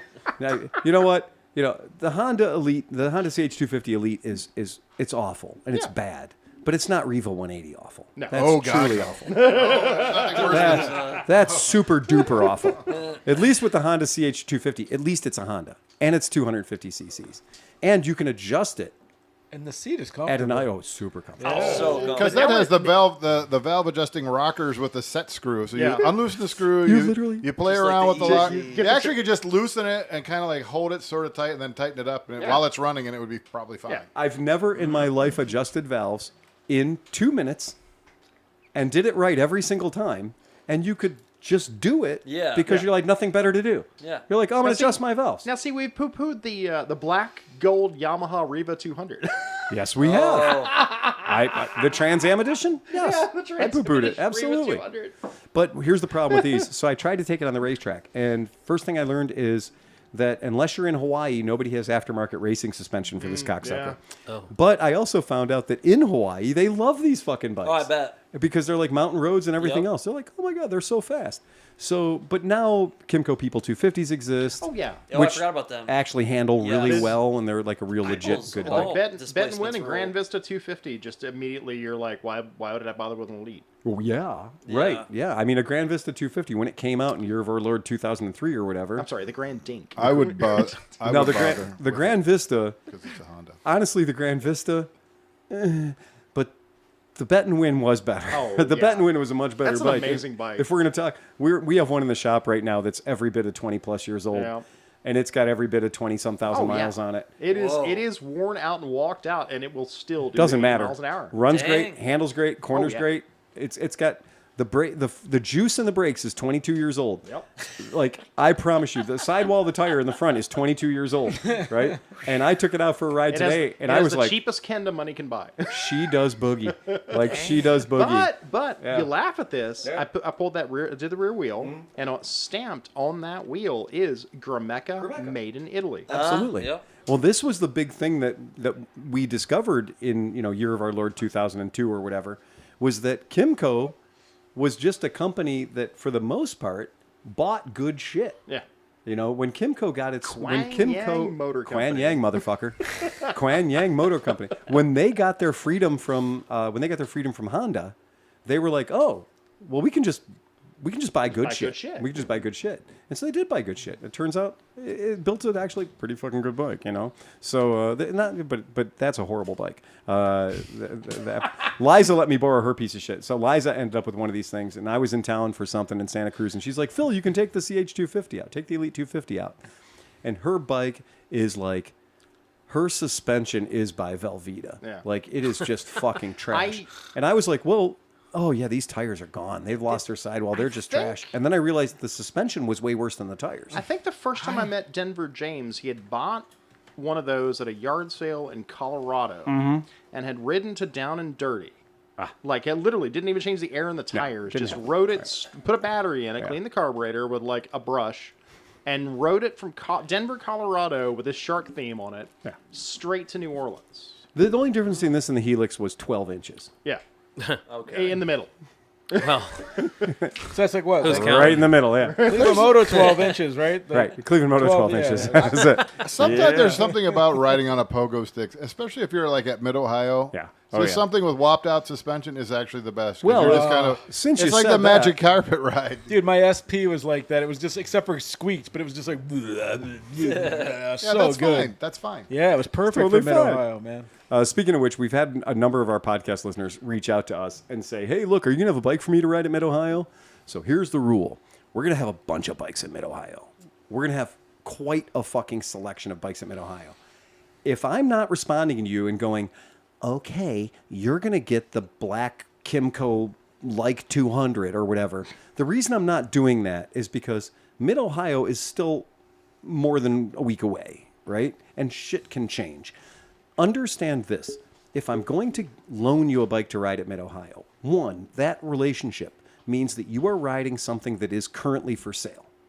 Right. It's not yours. I didn't give it to you for the weekend unless you want to buy it. I mean, yeah, PayPal exists. Well, If you want to buy it, that's great. You know, throw some long green across my hand, and you own that bike, and I hope you sell it by Sunday. and here's- And we bring, I mean, like between all, well, depending on how many people come, but we bring enough pit bikes. Yeah. That the way it kind of works is nobody really gets assigned a bike, but if you want to go scoot for an hour and a half, take a bike and go scoot for an hour and a half. But So just don't hog it. My statement to the people who have sent us messages, and there has been more than one, if you would like to reserve a bike for Mid-Ohio, you can do that by seeing me on Thursday night or Friday and purchasing one. And if you're a podcast listener, anybody who's been in the radius of me knows I'm going to give you the honey of all deals. And then whether you keep it or you explode it with fire or you sell it by Sunday, I don't care. It's not my problem anymore. But what I'm not going to do is I'm not going to be like, okay, you are now the landlord of this bike, and if you damage it or whatever, then you have to like make restitution, because that has been sketchy. That has caused rifts with people in the past 15 years. Yep. So somebody takes a bike out and they're like, they didn't know that bike had already been sold because they've been riding it for the first 3 days. Yeah. So they just grab the keys and off they fuck, and then they end up crashing it. Well, it's been pre-sold already. So the problem is you're going to feel bad that you crashed it, right? Because you thought it was cool. The customer who's buying it is going to be really mad that they bought the bike in condition A and now the bike's in condition C, right? And they're going to want to take that out of my end. Like I'm the bad guy. Well, I'm not the fucking bad guy. I like the Get It Running, You Can Ride It program. That's another good program. Yeah, That's an excellent absolutely. program. I like the sound of that program. Yeah. Sounds real good. We're taking bets on this one. No, you know what? Fucking poor Tom signed up for that deal. I saw Tom riding a bike the other day that I wouldn't fucking piss on if it was on fire, right? I mean, a bike that is truly Well, I came out- angrily fucking hating environment. It's just hating the world. I came out and I was like, hey, I got the like running. And you were like, you what now? Oh, I said, was "Yeah." so- I was- Yeah, I fucking blasted a like down the street at 45, 50 miles an hour. And you're like, you did what? You're like, why? Why did you even do that? That's awful. I literally rebuilt the fuel pump on it. And you're like, what did you do? We're going to have to cut the whole headset off just so we can wrap enough string around the top to make the headset bearings work. Yeah, okay. Because when you hit the brakes, the wheelbase gets 3 inches shorter. Just pour JB Weld in it and then crack it loose, and it'll be fine. There we go. The hysterical part of this, though, is you're going to sell it so it was cheap enough. Yeah, it has a title. It is a Kimco-like 200 It's fuel injected. Fuel injected. This is gonna end up scooter that in- will do 70 miles an It'll hour. So end if up- you've got a ruckus, It'll end up in a ruckus before it leaves our booth. Yeah. like it is the perfect ruckus swap. It is. It's fuel injected Ruckus 200 waiting to happen. Waiting to happen. It already has the right size wheels, you know? And you're like, okay, don't buy it for what it is. Buy it for what it could be. yeah, no. Yeah. But in the meantime, you don't need a golf cart. I mean, it is the ugliest, nastiest, plastic. Oh, okay. Speaking of Moto the Hop, why should Navi, I buy a the Navi? Okay. Navi. I mean, if you can buy a Navi for $900, do it. If you can buy a Navi, so here's the thing. Yeah. I'm just going to say this, and you can respond how you fucking like. The Honda Navi costs $600 in India, Okay. retail, at a real Honda dealership with real people, Honda employees that work there. You're not getting a Navi that's that much different than the Navi we're getting here. The point is that Navis were built to cost $600 in India. That's what they were built to. They were built down to a price point. The Honda Navi has 1958 technology. It has drum brakes front and rear. It has a carburetor that's been on 58 different Hondas. Oh yeah, it's basically a Honda NS50. Oh, okay. Yeah. It's what a Honda It's a Honda is. Express 50. It's a Honda Express 50 with a 100cc bore. I've right? seen a dozen of them lately. I don't know why. I just keep seeing Navis everywhere. Okay, do you know why? They're cheap. It's the cheapest thing Honda sells. Yeah. And as long as it's the cheapest thing Honda sells that has 2 wheels and handlebars, people are going to buy them. And dude turned the little luggage compartment into a boombox. Perfect. Ah, there we go. Perfect.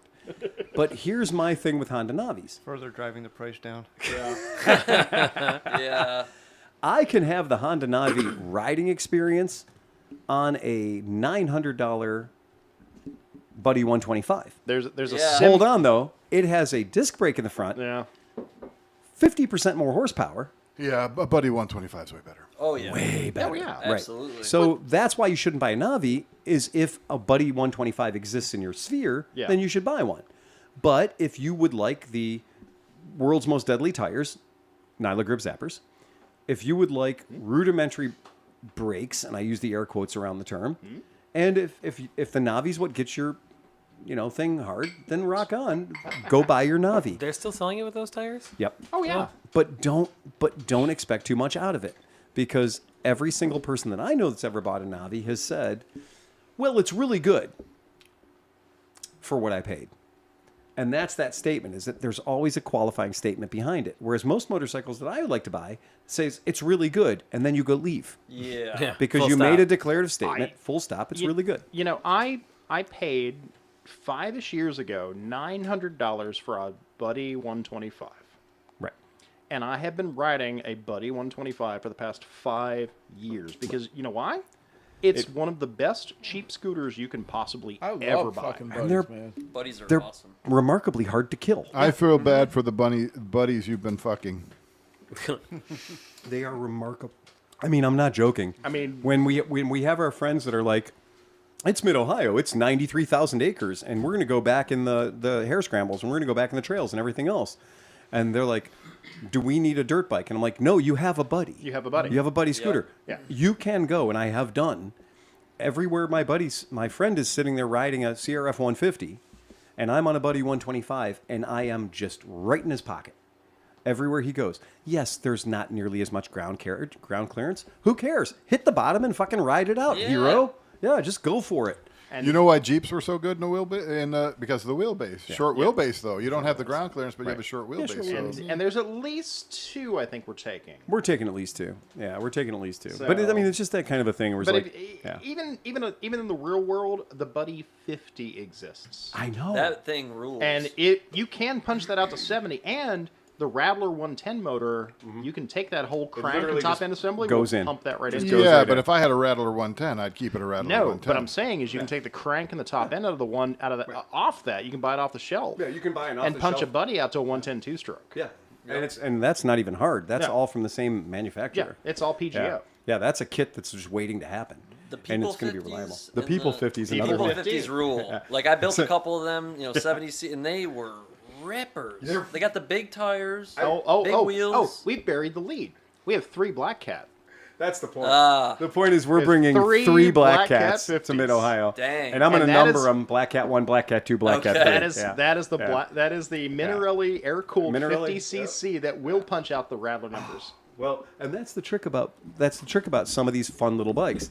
Fun little bikes are fun little bikes. Oh, absolutely. And when you've got a bike that's just got a heart of gold, and you're like, what does this thing do? Oh, dude, just Yeah. Can I take this on the freeway? No, you can't take it on the freeway. No. But what can you do with it? You can grip it and rip it, have a fucking hilarious time, go into that corner at 9/10, and it's right there for you. Yep. And what is it? It's a shopping fucking trolley.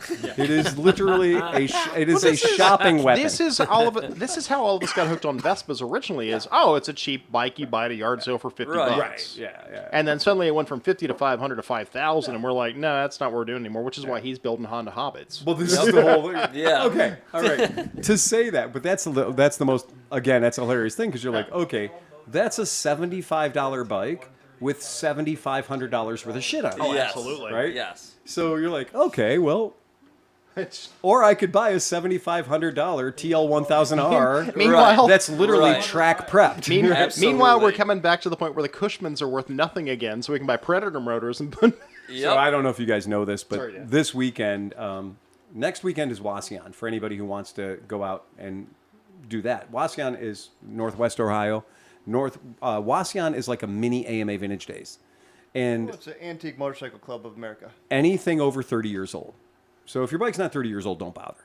And I've got a couple of motorcycles that are in my showroom right now that qualify. That BMW R100 Oh, RT. yeah. And so I'm thinking about taking those and throwing them in the back of my pickup truck and just showing up at The Wasion. fact that poor bike is still sitting there. I'm going to try to make that unhappen, all right? So I'm going to go to Wasion, and I'm just going to pull it out of my truck and park it with the other motorcycles, and try to just use some of that, use some of like the environment of people that are going to be there will look at that bike and go, wow, that's a really super crazy clean R100 RT. And I'd like to have that in my life for the cost of a couch. Yeah. Right. Yeah, that would be fun. I mean, Yeah. me 15 years ago was like, how the hell is that still sitting? Why am I not riding that Well, bike? and then every 2 hours I'll go out and I'll start it up and I'll ride around the cocksucker, Oh, yeah. right? And I'll just ride it around with the fucking price tag and shit on it, and I'll just wave at people and be cool. And I'll pass out little High Life Geritol cocktails. Yeah. and we'll be good. Everybody will be happy. So, but Wasion's a different crowd. Wasion doesn't burn things. Yeah. But the point is, Wasion is attainable for us. Do they blow things up? No. Wasion is fairly sedate. If you're not in bed by the 7:30, bourbon they're going to theory call the business? cops. Oh, Well, if in case you're wondering, today's Thursday, but you know what scooter rally, you know what motorcycle event hasn't started yet? The Portland, Indiana Vintage Motorbike Show. Oh. So that show starts tomorrow, but it started July 5th. So what's happened is they said it's going to be the second weekend in July. They said that 25 years ago. And people kept getting there a day earlier, and a day earlier, and a day earlier, and a day earlier, because these are the Cushman people. They have time. Right.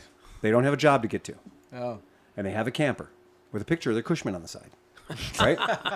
So they kept getting there a day earlier and a day earlier and a day earlier until the campground said, look, you can't get here before the 4th of July. Because the 4th of July is our fireworks spectacular. And we were using this fairgrounds for the fireworks spectacular. So we don't want you guys here when we want all the citizens to come in and enjoy the fireworks spectacular. So they came to a very tenuous agreement that said that the Vintage Motorbike Club could have access to that campground starting on July 5. So people could start arriving. And what's hilarious is there are campers literally set up outside the grounds on July 4 to get the good deals. That's what happened. Guys are like, I want to get there early to get the good deals. And then somebody else said, I want to get there a little earlier to get the good deals. And they one-upped themselves into an entirely different weekend.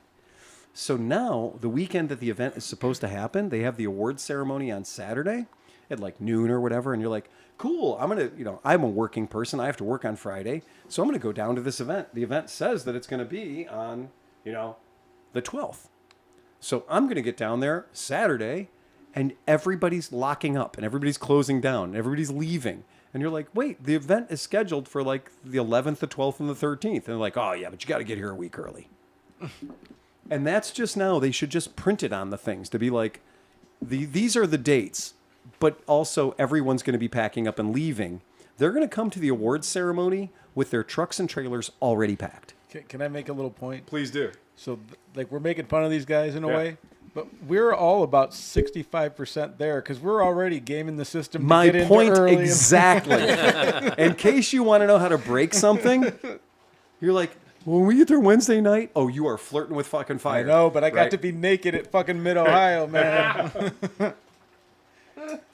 So that's exactly what we're talking about.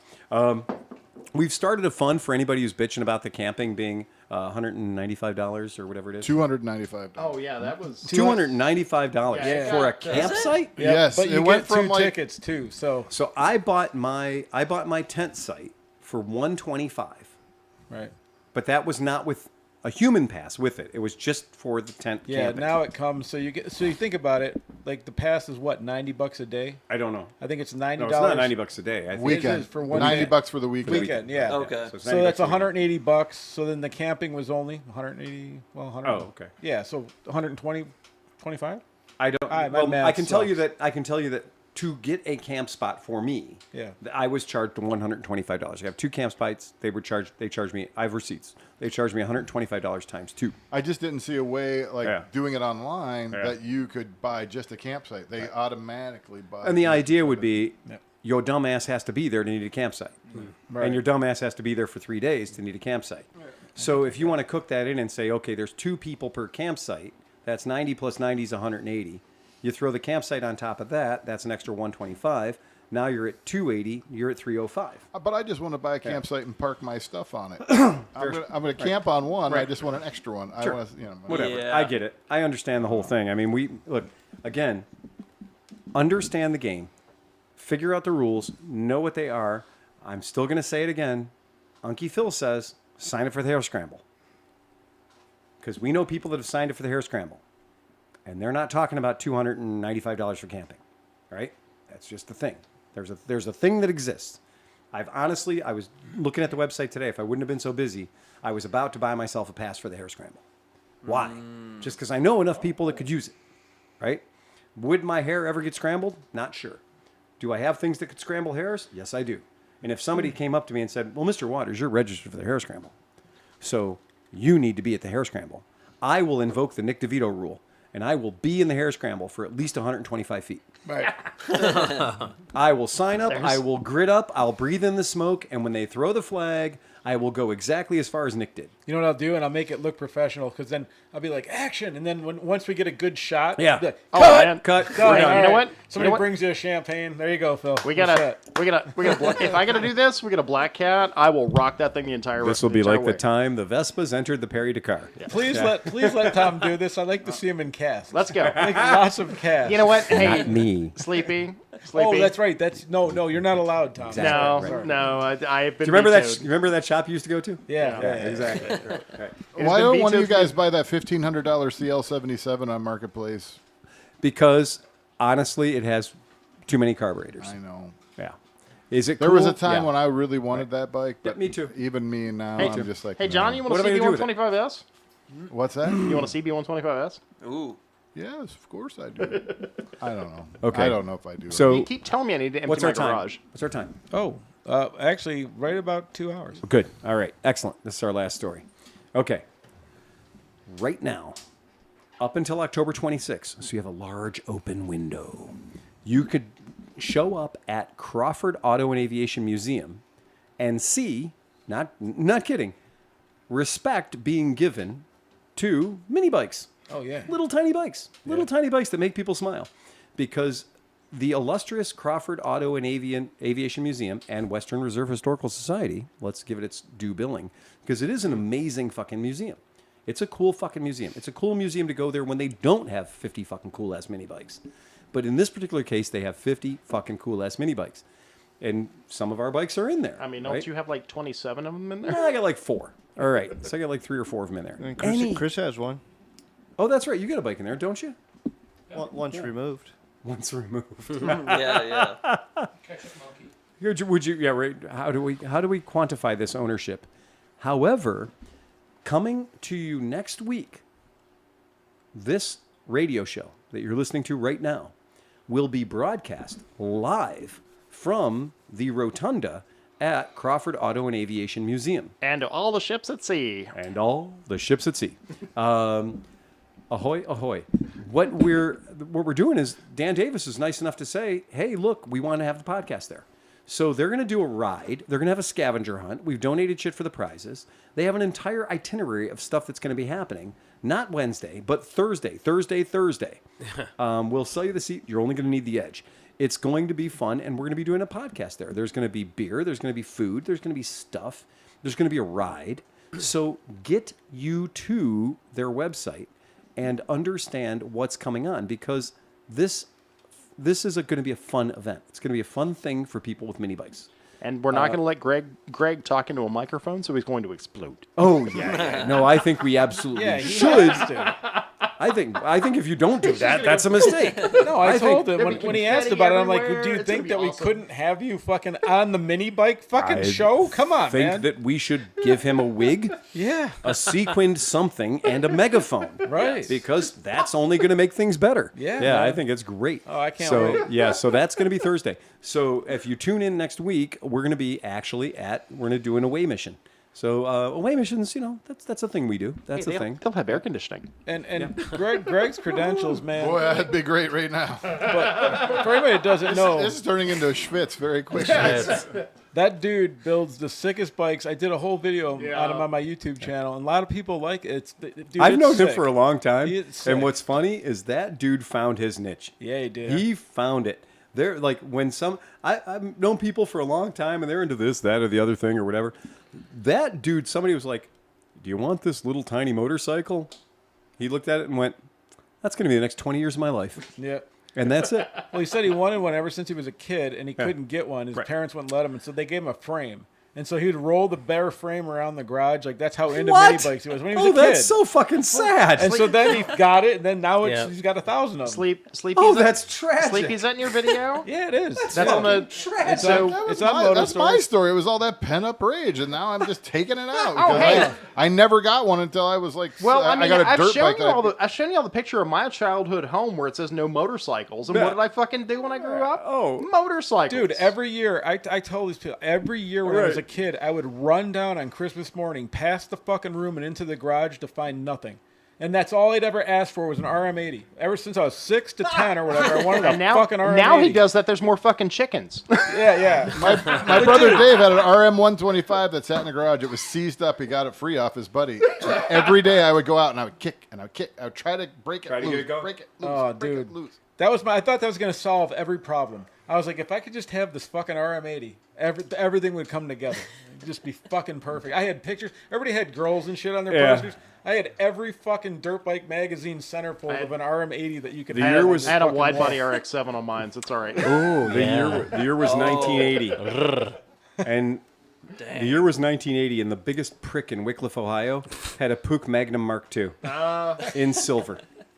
Not, and he would roll up and down our poor streets. So he was in the nice streets, and he'd come down and because we were just out playing army and guns and shit. I was like 10 years old, running around with weapons, and like, oh, let's take this plastic gun and make it look more real, because that's not going to be a thing in the future, right?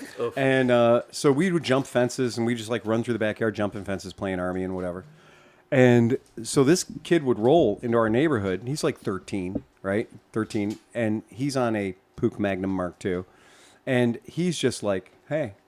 And we are like on second, third generation stolen Sears all pro high banana seat bicycles that we've turned into choppers and shit by just welding more and more forks onto them, like forks into forks into forks into forks into forks. Look, I got a chopper. It's You great. guys actually welded them? So here's the thing: is I was the first kid in my neighborhood that welded. So Dad taught me how to weld when I was like 10. So everyone else was just putting bolts through them or just smashing them in with And hammers. here's Phil Right, with the safety crimping 'em. squints. And yeah, exactly. It was a stick welder, so hooked right to the batteries. Yeah. So go for it. And so we would just keep making progressively longer forks, right, until it was just obscene. But this kid would roll through on this fucking Puch Magnum Mark II, and all of us were like, "We're gonna steal that bike one day. Like one of these days, he's gonna leave it in the wrong spot, and we're gonna steal it." And I think his bike got stolen about 7 times. But Really? in the meantime, though, what we were doing is we were garbage picking the entire neighborhood of lawnmowers. And so we were like trading 5 vertical shafts for 1 horizontal shaft at the local, trading spot at the salvage yard. And then we would have one side shaft motor, and you could be like, okay, you have a side shaft motor. Now you can make go-karts and mini bikes and everything else based on the aforementioned bad welding. Mm-hmm. And that's what we did in my neighborhood. It was not uncommon to see a 9 or 12-year-old going down the street on what used to be like a washing machine motor or something. And that was just the world we lived in. That kid, he didn't realize how much we envied him. Like the envy was so strong. Yeah. That when I was 40 years old and owned my own business and had everything going for me, I bought a cherry Puch Magnum Mark II. Cherry with about 100 original miles on it. Got it running. I think you were working there at the time. We put You were up to 3 of those. Yeah, I had the UPS, I had the silver, nice. right, and then I had my race bike, right? And so I did everything. I literally put the money into it and got it out and put a pipe on it and the whole deal, and just was like, yes, I'm going to avenge my 10-year-old self. I'm going to literally get back what was taken from me due to poverty. And I got on it, and because I weighed 210 pounds, we couldn't get it into the second range of the transmission. So I went out on a stock, a stock bore and, just the carb. I only did like stage 1, right? Pipe and carb, that was it. And I couldn't get it into the second stage of the transmission. And I was like, this sucks. And then I got on my 185 mile per hour motorcycle and went, it turns out I don't need that fucking thing. So it turns out when you have a 185 mile an hour motorcycle, you don't need a Puch Magnum Mark II. True. Not even a little bit. True. And so I sold them. See, I had a Tomos 2-speed. I put 20,000 miles on that fucking thing. Jesus Christ! I had like 5 top ends went into it, 6 of these things because my buddy had the fucking Pook, right? Yeah. And so I was always so fucking jealous because it had the tank. And like I was devising ways that I could put a fucking top tank on my A truck. target I was tank. like, just yeah, put a fucking target tank. Well, they didn't have it. Can we license Hollywood Holt as our fade out music? But anyways, Throw a kid on a bitch. Please. but That needs to be. I almost had the same thing, but fortunately I didn't have to buy them. So like I was like someday I'm gonna get one of them fucking things. Yeah. Same thing as you. Dude. Oh, I'm like, yeah. I'm gonna get it. And then I found a kid that had one completely hopped. He did all the hard work. Yeah. He was like, "You want to try it?" I'm like, "Yeah." And I got on it. It was like, and I was like, "Oh, this sucks." Sucks, man. This sucks. and no disrespect, Dude, you forgot to install the power band. Yeah. Forgot the That power. costs. dude. Which color do you want? Because it costs Classic extra. Yeah. But that cured that anger like instantly. Phil. Yeah, yeah. That whole fucking anger went away. Hey, at Phil, that I point. just had a thought. Nick actually has a power band He has a power I band. on the do. side of his bike. That one's real. That is a cooler band. That is the thing. His the entire first time world, it his just entire dawned on me. balancing, the thermodynamic function of his bike is based on a power band. Yes. on a power band. It's based on a power band. And like for years, this has been the joke. The joke is, Y'all- go get a y'all new got power power band. band? Yeah. Right, yeah. I can't actually. And now he's got replace it. my power band. Oh, fucking There you go. All right. Well, before we go, Sean had a really good question, and this would probably be good for listeners too. What time are we going to do the podcast at the museum? So, let me pull this up because it's 'cause going to it be a is a little little normal. bit earlier. Thank you. Thank you very much. It's going to be a little bit earlier. I think we're going to start podcast maybe at 9. Give me a second. 9. No, sorry, no. 6. Because we're actually going to have to close Turn that early, 9 over, early enough Phil. to get Thanks, there. buddy. Yeah, it's been a while. Give me a moment. I'll figure it out. But I'm almost sure that we're going to start podcast at 6. So I think we have to because I think they're throwing us out at 8. Yeah. So yeah, the whole bum What rush. about what kind of? Are we gonna have some time there to do some technical work? yeah. Well, we're going to get there whenever we have to fucking get there. I Okay. suppose. Yeah. Yeah. Right. The You mean like a day early or something? I was like, that's. I don't know if I That's could take not a bad idea I either. don't know if I could take a whole day off. that's not a bad idea. Yeah. That's actually a work really it good out idea. Is if we get there a little early, we'll work on the technical Smith's end got to of work on things. his jokes, man. If they don't, Yeah. if they fall flat at that, Settle down, Tom. We're gonna get Smith. We're gonna get Smith a SM58 so he can do the floor. Yeah, he could he's gonna walk work a the little. he's gonna work the work crowd. the room a little bit. Crowd. Yeah, I think hey, that's how a good you move. kids doing over here at this table? Yeah, I think that So that's where are going to you be. from? I think that's right. going to end up being Toledo. Okay, all right. Just to clarify, yes. So it is going to be 6. So he says that the museum closes at 8. So just keep that in mind. The museum closes at 8. What? We're gonna have a hard. no we're gonna have after a hard hours punch party? out. We're gonna have to have a clock right in front of us with a hard punch. I mean, out. I don't know if the fucking museum's union or not. I have no idea. But like, if the museum's union and it's hard out at 8, then they're going to be hard out at 8.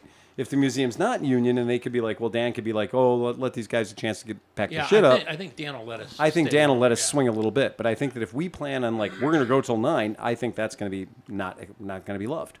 Yeah, That's So what I'm I- saying. We have right. to have a hard clock. Yeah, I think we should. Yeah. Which we're pretty good at. We're pretty good at knowing We're pretty where good 2 being hours is. Yeah. We You can said end hard it- clock. Hard clock. Hard clock. Yeah. Yeah, clock. All right. All right. Well, that's it. Does anybody else anything else? Hey, Smith, where's your jokes? Settle down. It sounds like a podcast to me. Ride fast, take chances. We'll see you next week at the Crawford Auto Museum. Play us out of here, Johnny. Bum bum bum bum bum bum bum bum bum bum bum bum bum bum Eject, hit the red button. Get us out of here.